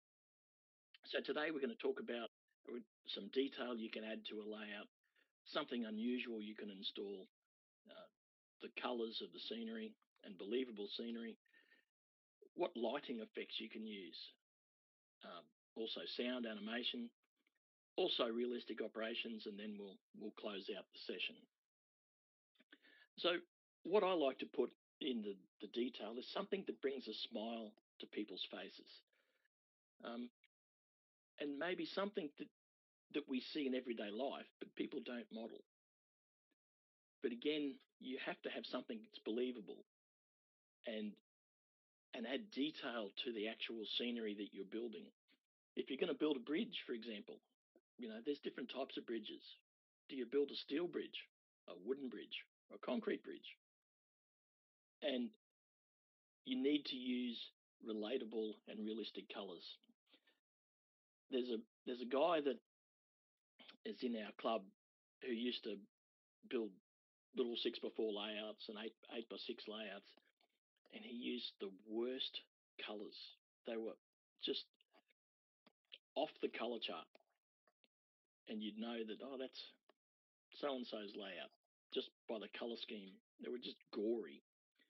Anyway, and if you're going to have detail on your layout, you really need to weather the items, which really enhances the layout look and feel.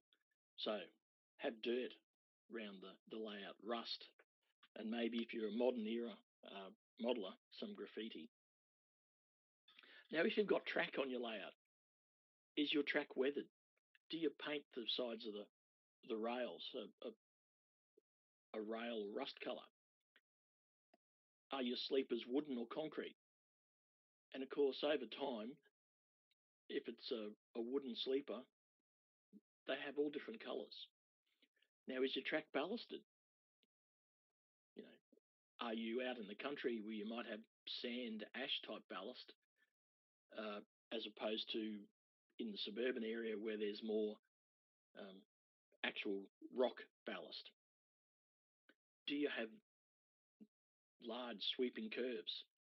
Do you use large radius points instead of set track points? Now, set track points might be appropriate if you're modeling a mining or a narrow gauge layout. So each has their use, but if you're modeling standard gauge setups, you probably want large radius points. Now, if you've got points, do you have point levers controlling the points? Do you have point machines next to the points? And the other thing, do you have point rodding connecting all this up? Do you have signal troughs carrying the electrical connections from the track and the points to relay frames and then go back to the dispatch areas? Do you have signals? Do you have semaphore, color light signals? Do you have electrical stanchions if you're running a suburban electric era layout? Do you have electrical cabinets? And if you've got a road rail interface, is that modeled? Does it just stop at the rails and you don't have flashing lights? You don't have boom gates that actually come up and down, and you don't have the road continuing across the rail interface? All those types of items enhance your layout. So there's a particular picture of my layout, and of course there's a scene there. We've got people working on the track with new sleepers going in. Of course, in a yard, the people working in that area might have to walk across from the platform into a particular area, so they'll use some of the old sleepers to provide a nice access path. again, in the bottom left-hand corner of this particular passing track here, or the siding, we've got there's a mud hole there. So, and just to the bottom there, there's a warning sign about a slow speed. So all these types of items enhance the scene. Now, and this particular siding, as you get further and further towards the blocks there, there's less ballast. There's a reasonable amount of ballast up here, and down here it's more dirt and sand. So in the scenery, you will always have fences, and in a lot of these fences there should be gates. And depending on the area you're modelling, there's going to be different types of fences and different types of gates. You know, there's trees everywhere in real life. Do you have trees on your layout? Do you have shrubs? Do you have dirt patches, weeds, and maybe some dead trees, because maybe there's rising salt levels in that particular district you're modelling, and a lot of trees are dying off. And the trees you have in your backyard will be totally different if you're out in a paddock somewhere. And again, having realistic colours of the trees that you're modelling. Now, are there paths through the scenery? Have been worn tracks? Is that tracks used by people bushwalking, people on motorbikes going through scenery? And again, the ground that we're modelling is not flat. In the previous presentation, Darren had a nice little road overbridge, and he had the scenery again in that area was not flat. And a lot of the time when we're modelling scenery, we need to have some water in the area, because water flows downhill and it congregates in particular areas. Now, if we've got cuttings, do we have the correct batter on the cuttings so that the soil doesn't collapse down? And are there some supporting acts around our particular modelling? And I'll get to that in a sec. So here, next to the railway line, there's a little bit of a water hole, and there's pipes that take that water underneath the railway line into a bigger pipe and out. So here, in this particular scene, we've got some puddles that have been left after a recent downpour. The layout has contours in it. The water drains to the lowest point, and that's where it's left there. Again, we've got fences that divide off different paddocks and the farm particular areas to the railway line. And we've got the farm staff need to get access from one side to the other. So this fella's opening the gate so that he can take his bobcat across to the other side to do some work. Again, houses back onto the actual layout, there'll be a fence. Again, these particular people, they've got a barbecue going on in the backyard. They're sitting in seats. And what you can't see off to the left there behind some of those trees, there's a dog kennel. The dog kennel has a dog, and there's a dog bowl in the background there. There's a clothesline. In the front yard, we've got a letterbox, and there's a driveway up behind the house there. There's downpipes on the house, and of course there's a paved area at the back of the house for where the barbecue is. So all those little bits of detail enhance the scene. So this is a particular exhibition layout that was around the scene in Australia, and it's fantastic. It's called Time and Patience.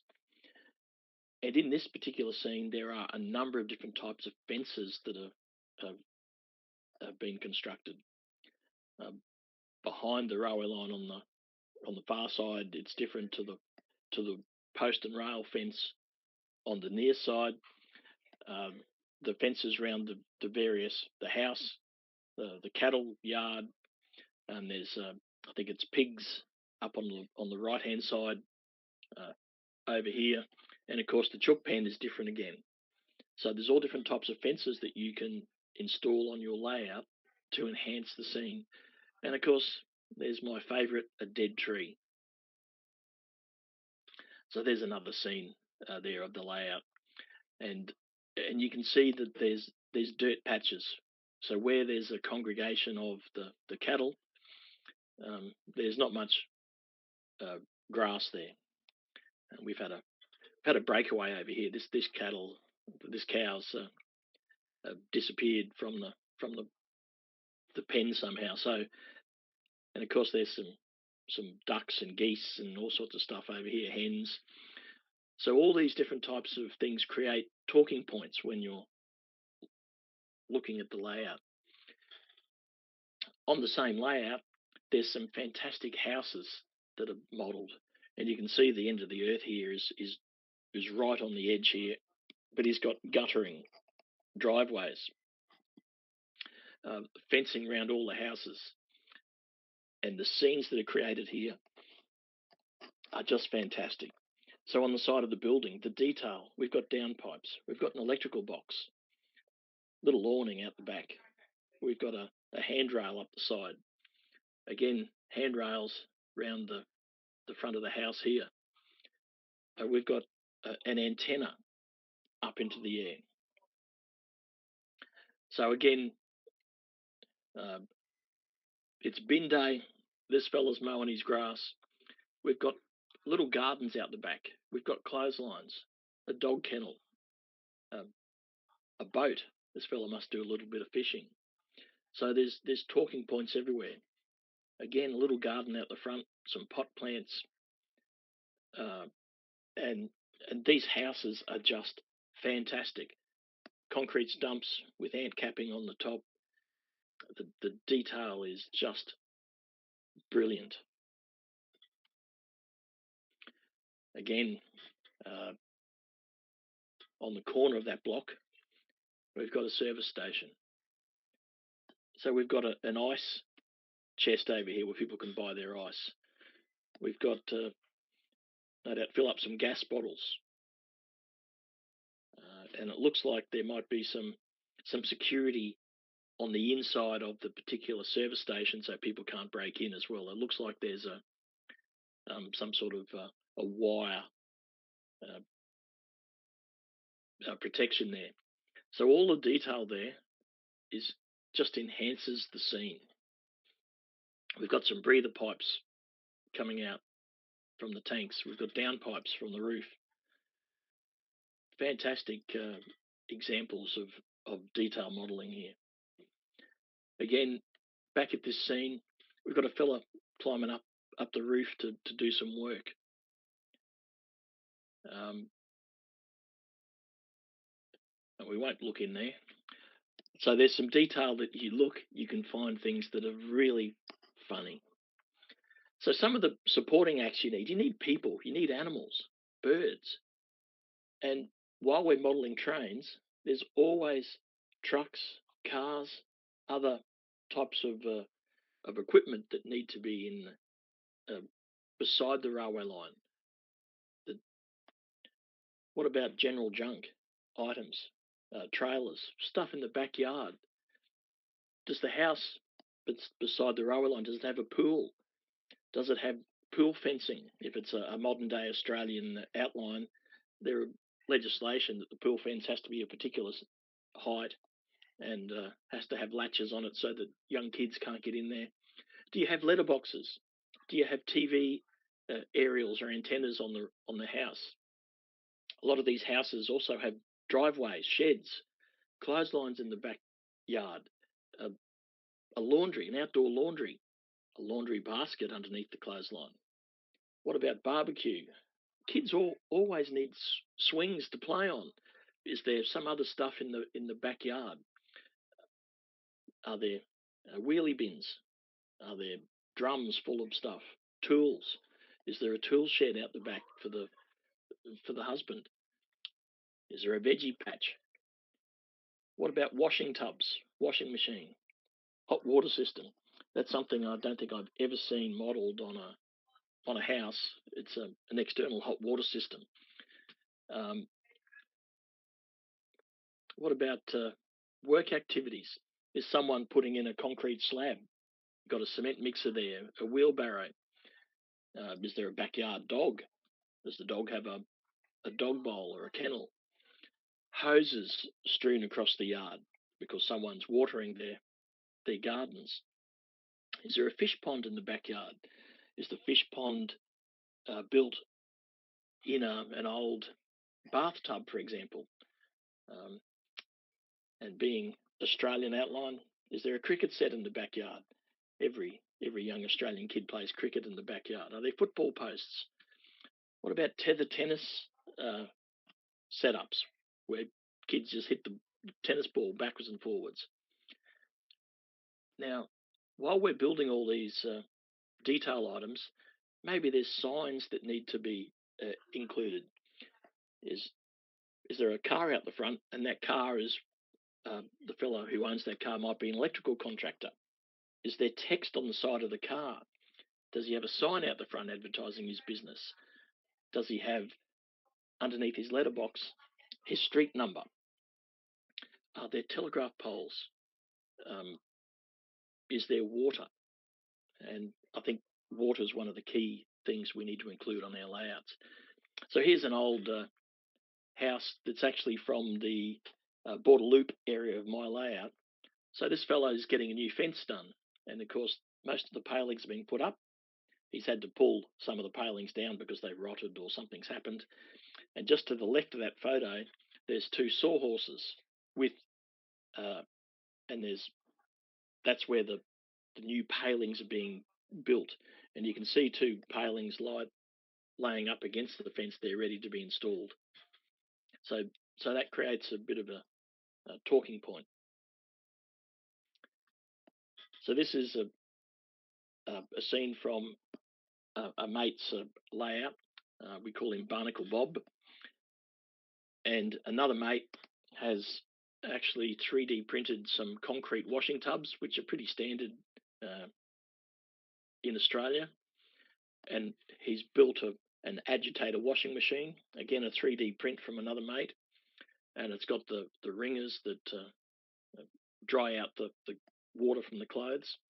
So that's an outdoor little laundry set up with a light, and there's pipes and all sorts of pipe work here to as it drains out the washing machine. Again, the actual wheelie bins. So all that detail put into a scene just enhances the scene that you're modelling. So here, this is an example of some of the signs that we can have, or the text that are on display. So here we've got a road over rail bridge that's pretty dilapidated, but the paint crew's here, and they've started at this end, and they're repainting the actual bridge. And there's a road work ahead sign. We've got a speed limit sign, and over here we've got a gravel road notification. We've got a level crossing. We've got a grader ahead sign. But on the bridge, there's more writing. So there's the distance from the main central location in New South Wales. We've got the last painted date on the bridge, and we've got the different bents. There's a number 1 bent and number 2 bent. So all the detail that it's physically on any bridge, we've incorporated that into the layout. And a lot of people will not see that unless you bring it to their attention. So let's talk about some scenery items. And the main scenery item is trees. Are they, being Australian outline, gum trees? We've got fruit trees. If we've got a waterway, do we have weeping willows that are next to the waterway? And because last week we went down to our the Yarmerdale convention, which is about 550, 600 kilometres from home, lots of waterways there, and the area we travelled through were just full of weeping willows, and they're just fantastic trees to model. Are there bushes? Are there dead trees? Are there garden plants around the yard? Do you have static grass? Do you have weed stalks? Are there bare patches, which you can use with various scatters or dirts or clays? And of course, the other item that I'm interested in is fences. You must divide all your area off into different paddocks and separate the farms or the areas that the trains are going through from the railway line, because we don't want livestock wandering out onto the railway line and becoming minced meat. And of course, once you've got all these fences, the actual owner of the particular property needs to move between these different paddocks. So you need to have the correct gate. And the gate could be totally different if it's a suburban area as opposed to a rural area. Maybe there's someone sitting on top of a fence just watching for a train to come through. Again, here there's an example of a bridge, and I've got some sort of clown trying to climb the bridge there. Now, this particular bridge is modelled on one at Casino on my layout, and there is a water pipe that runs across the bridge. So I've replicated that on this kit bashed. It's really probably scratch built bridge, and you can see the water pipe running across the bridge here. Again, this is an area on the layout called Kugel Spiral, and we've got photos taken from probably the 60s, and this area has no trees on it whatsoever. But if you take a modern day photo now, there's thousands of trees in this area. They've grown up. Again, this is a modeller's license version of the actual area, because in the actual area, the distance between the two levels here is probably another 40 or 50 foot higher, but the railway line runs round to the left. But because we can't have all unlimited space in our train rooms. For the modern day modeller, we've got a phone tower, but on top of the phone tower, we've got a bird created its nest, an osprey. So that's a nice little talking point for a layout. And again, this is from our mate Barnacle Bob and his Mosquito Creek layout.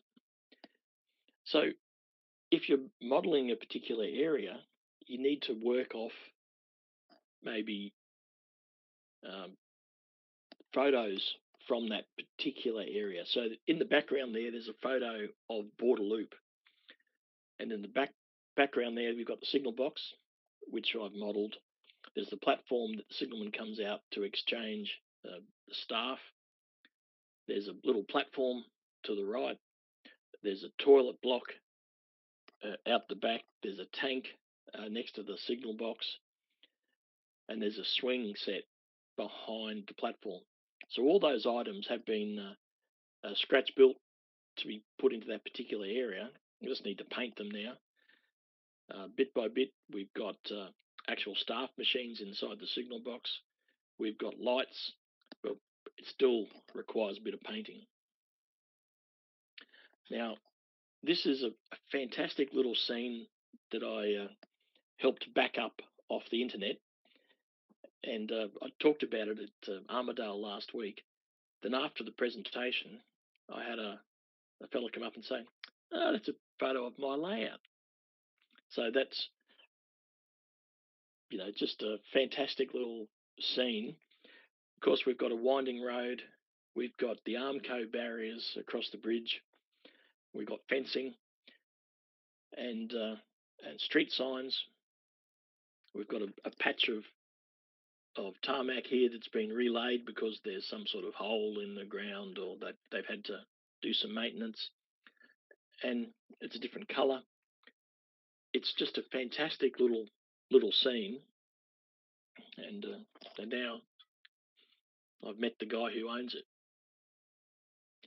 Again, every farm has a shed out the back, and all the farmer's junk is there. And he's got an old caravan that probably leaks like a sieve.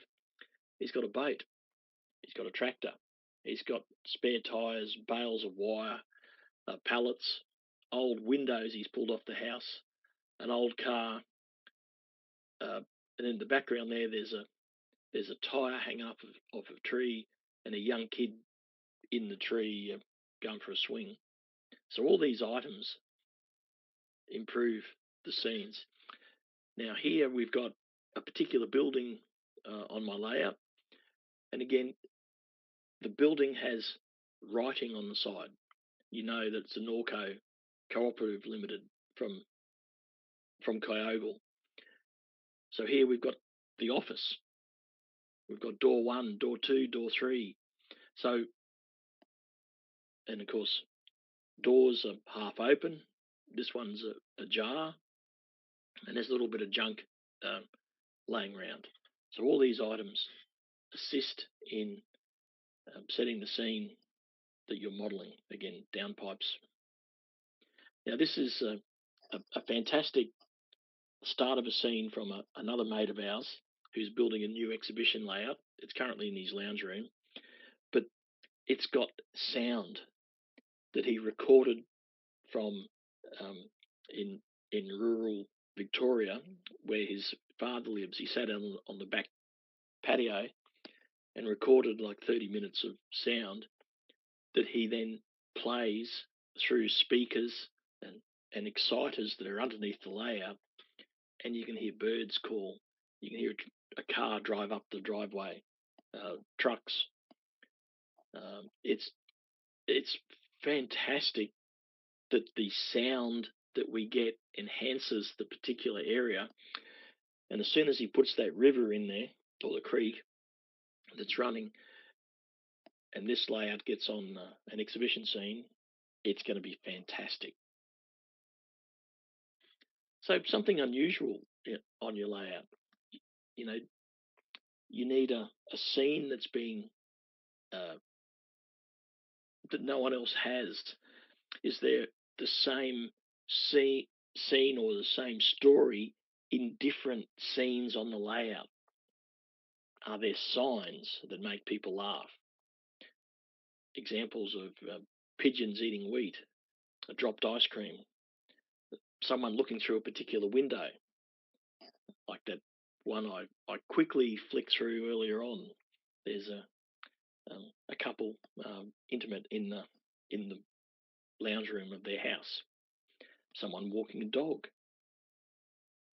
So this is another scene with the fantastic mini prints that are out there, with two dogs there doing what dogs do. Again, we've got a creek, but when you look up the creek from different areas there, because the front weeping willows protect what's going on, there's an abandoned car in the creek. You can see a shopping trolley down on the front left. There's tyres. There's old pallets. There's water tanks. But you have to look past the trees there, and you see all those details. And of course, there's a mini prints, a flying pig on the front left of the layout there. Again, we've got a scene where the police have turned up at a naturalist camp, but of course the sergeant is looking the opposite direction towards where the naturalists are, whereas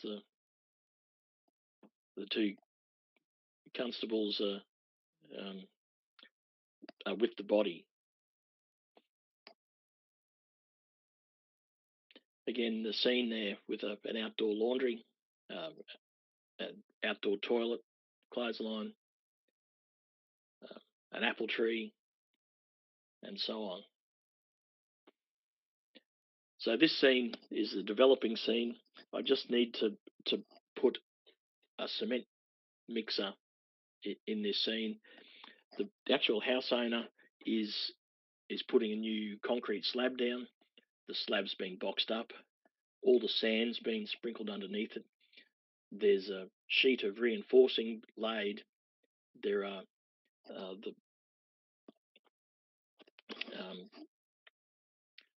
I've got a brain fade of the word, that are holding the reinforcing up above the sand. The concrete has been laid. There's a screed there to level it off. And of course, these guys are hand barrowing the aggregate and the sand. I just need to put the cement mixer there that I've got, but I just haven't put together. But again, there's a water bucket there. There's a green hose that fills up the water into the actual scene. And of course, we've got a power cord coming out because it's an electrical cement mixer. And again, in the backyard, we've got chickens. We've got a hen house, and of course, there's an outhouse, clothesline, an old table here for barbecues and so on. And these guys, once they get painted, they're putting the guttering on this new shed that's been installed. So here's an example on the old pigeons getting the spill of the grain, getting a free feed.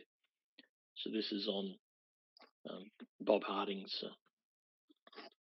layout, a fantastic layout. So this is another shot of Bob's layout. We've got a little fire broken out on this side. We've got light that occurs from the lighthouse. Again, there's some mini print items on this layout all through it. We've got a flickering light here where this fella has his takeaway, and just in front of that there's a person eating an ice cream, but the ice cream has fallen onto the ground. So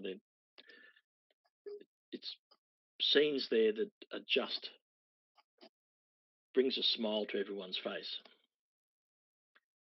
Now, also on the same layout, there's a young lady bending over getting something out of a bag, and there's a person here sort of transfixed on what's happening. And we call this person Clinton, but only because of the sort of shape of the person and what they're doing. So we all get a laugh when we talk about Clinton there. So more scenes from Bob's layout.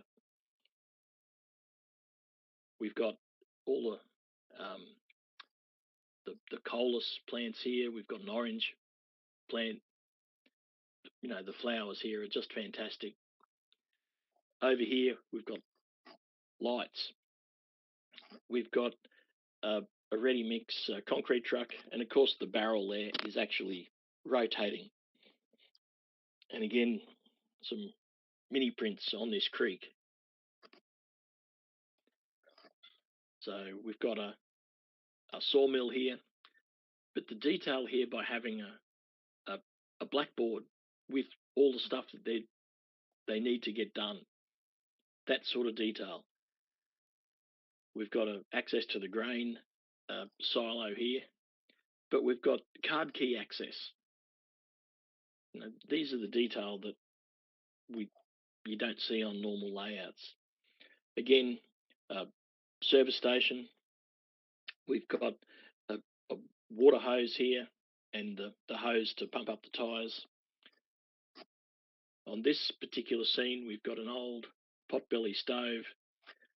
We've got the jugs boiling here, and on this side here, we've got it's an old pan, and there's bacon and eggs inside there. So you can actually see that when you look at the detail. Again, there's one of our modelling mates that we knock around with actually designed an old toilet block. So Bob's modelled the particular toilet block on his layout. Over here, I actually build a lot of pallets. I don't 3D print them, I just scratch build them out of styrene. And I also build 3 cubic metre industrial bins. So Bob, being the funny bugger that he is, he's modelled me doing a bin dive on those 2 items there. So on the wharf scene on Bob's layout, there's a storage, big shed there. There's items inside the shed. There's pallets, there's drums, and so on.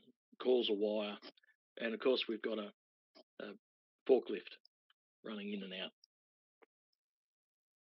Something unique on the layout, Bob's got it's a fairly traditional item around Queensland Railways that he models for moving single wagons. You can see there's a coupling on the back. So while this doesn't run, it's a fantastic model to put in the siding. And these types of tractors used to be fairly common all the way up the east coast of Queensland. And because Bob is building his Mosquito Creek layout, and there's water everywhere, he's got old buoys, and there's barnacles on the buoys. Again, scenes from the layout with some mini print items here. We've got a coffin because there's a car that's run off the edge, and there's actually a body in there that these are the undertakers. The scenes here, and there's police interviewing people along the wharf. There's the police divers truck, and I had someone talk about this last weekend. They said that was the exact truck that the police divers used to go around in. And of course, off outside to the right of this scene here is the inflatable that the divers are actually using, and there's the correct flags are set so that they know that there's diving in process. So if there's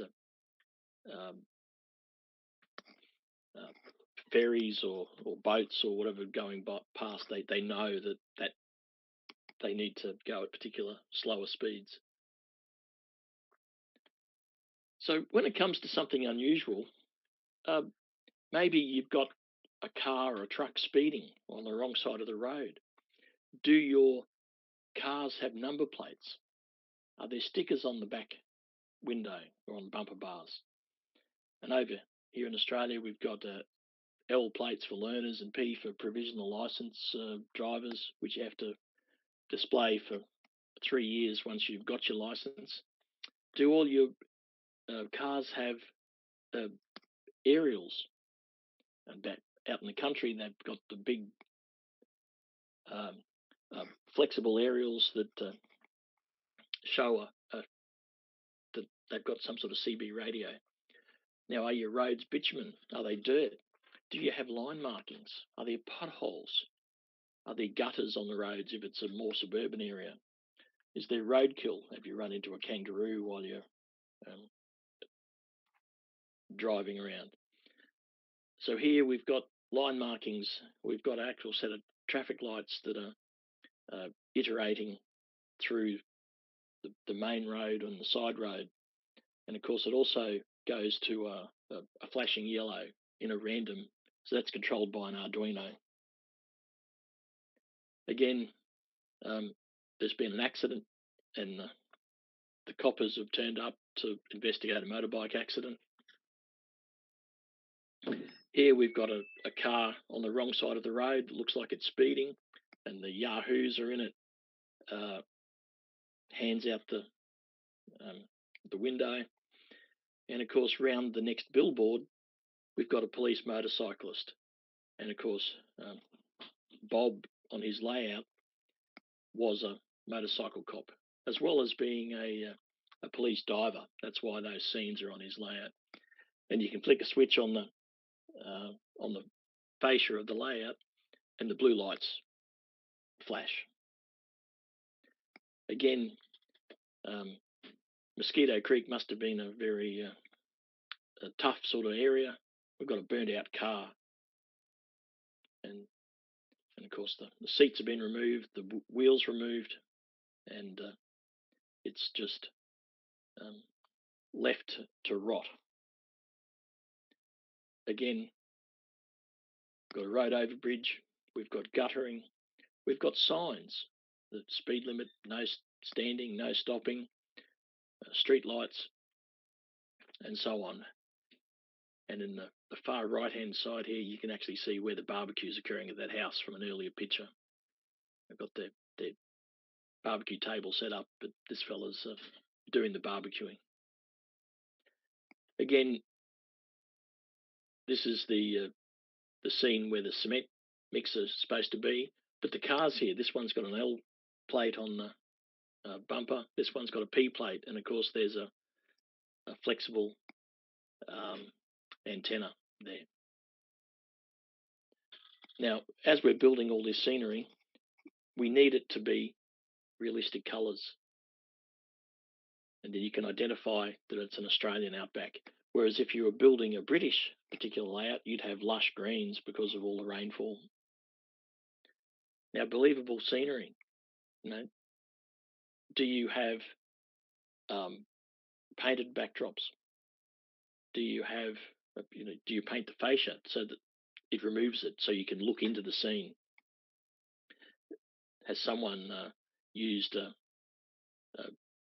particular backdrop you can buy? Are the trees in the scene? Are they believable? Have you got buildings? Are you modelling water? So there's another scene of the bridge on my layout. Now on the bottom shot there, that's a photo that I took, or a number of photos that I took that a mate stitched together, which we've then put onto the layout. And this is a model of the particular area that the photo was taken in. Now, once we've got that particular scene, we can reverse it, we can mirror image it, and we can reuse it in other areas. So this is a particular another location on my scene, on my layout, that we've just reused that scene again, and people don't realise that that's from the other area. So you've got workers working, but what this is really showing us, there's a commercial backdrop in the background there, but we've put an actual fence made out of styrene in front of it to give it a 3D look.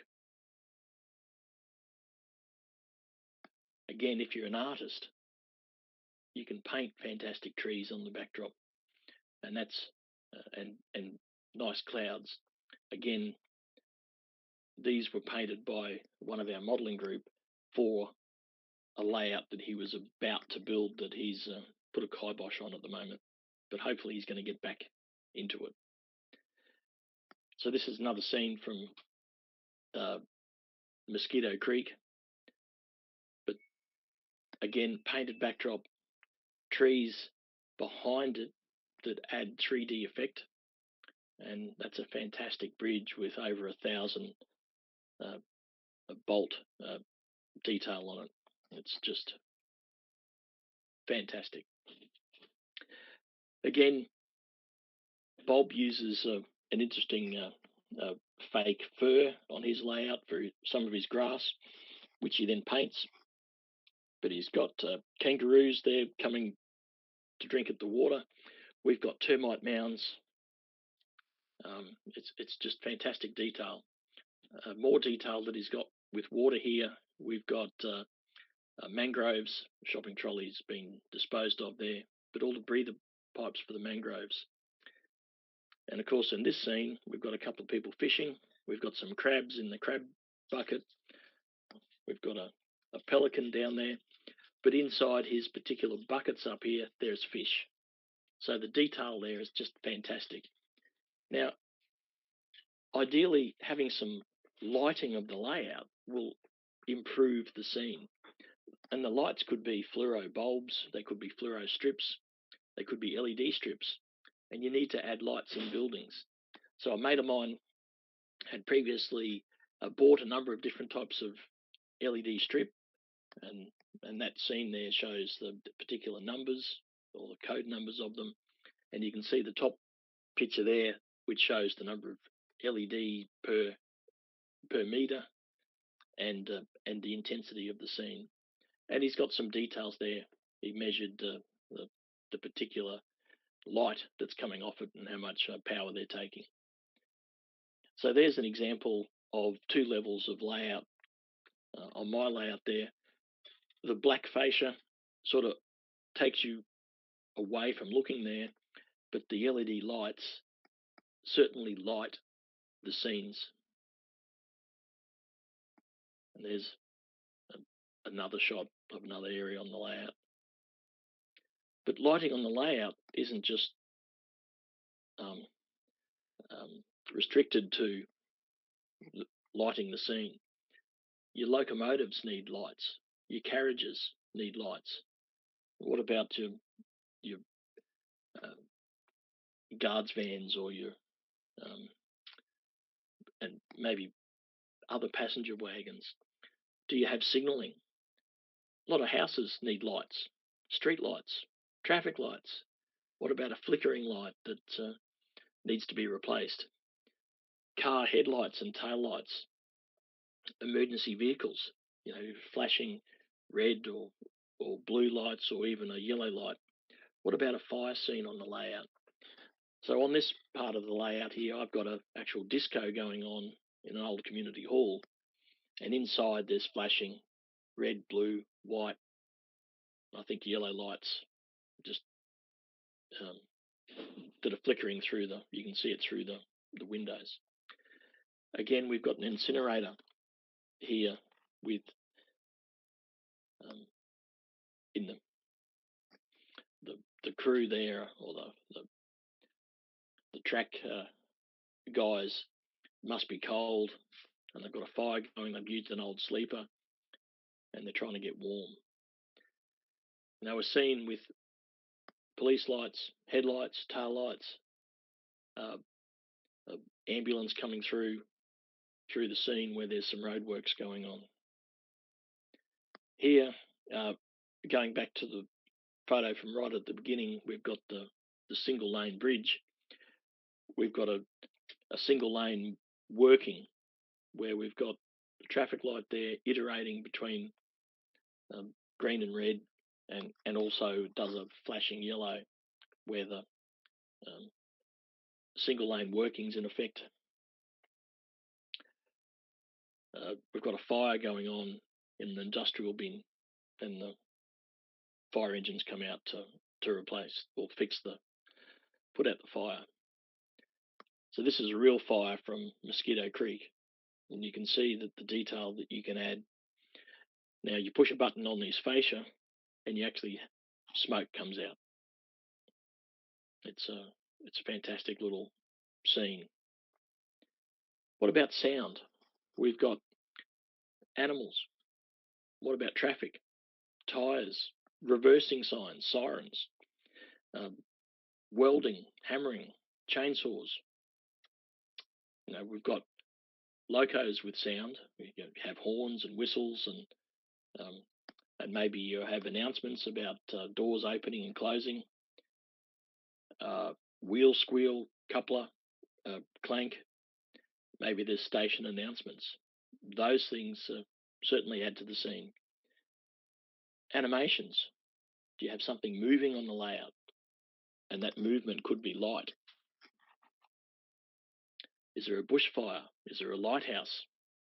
Are there traffic lights, flickering lights, tree being felled, a horse raising up on its hind legs and letting out a bit of sound? And maybe just having realistic operations on the layout will improve the scene. Do you have good electrical contact? Smooth running? Is the layout great to operate? Do your coupling and uncoupling magnets work? Are the couplers maintained? Do you have immersive operations on your layout? Now, what you see in real life is mimicking nature, and nature is beautiful. So you need to try and mimic that.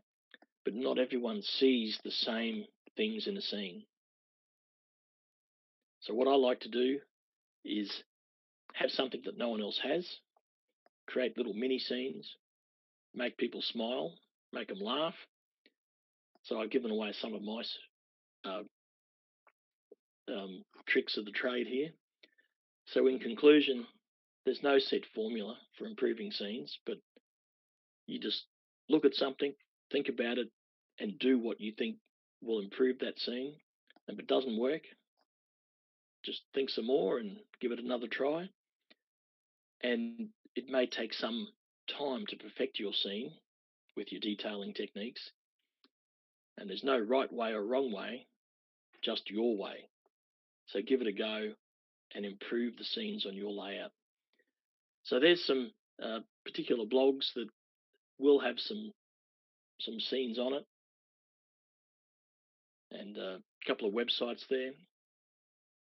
And of course, thanks to these particular people who've provided some input into this presentation through photos of their layouts or whatever.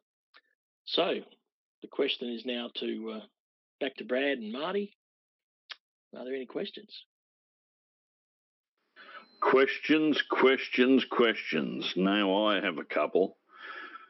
I must say, going for an op session on Craig's layout does put a smile on your face, especially when it runs prototypically. If there's an industrial dispute, the whole layout just stops, and everything stops. And I had to have a little chuckle when he was talking about coupler operations, because I've never seen couplers operate so well as they do with Craig.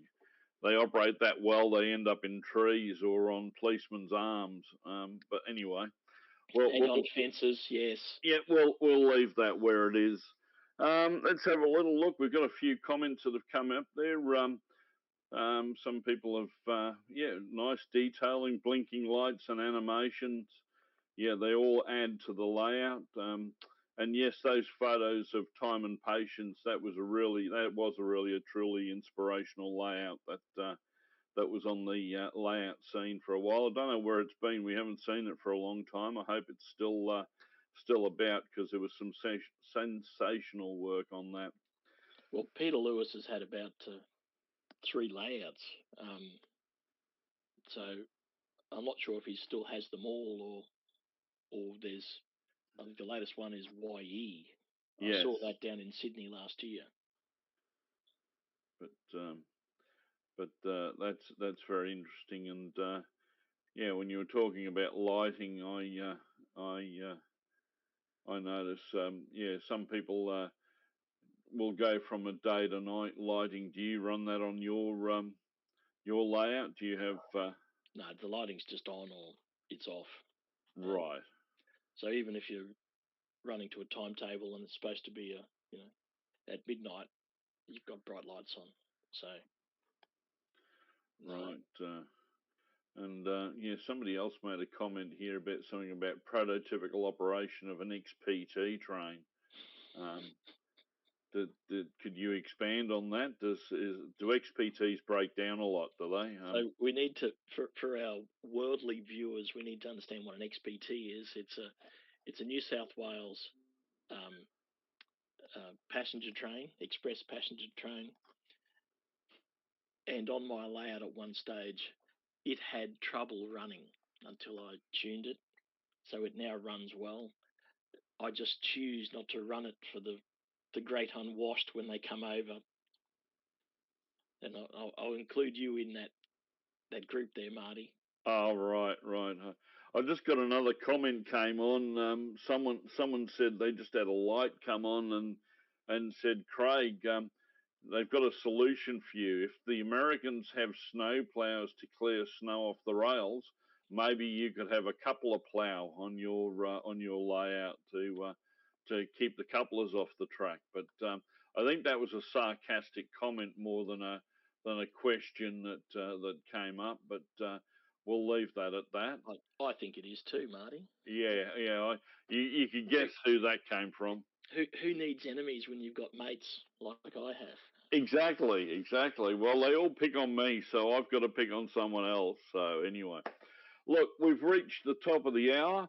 That was a brilliant presentation. There's some brilliant photos in there of your layout and of other people's layouts, and the detailing that you can put in it doesn't stop. I mean, my plan is to do an urban layout, and every time I see other urban layouts, the level of detail that you can put into them is just astronomical.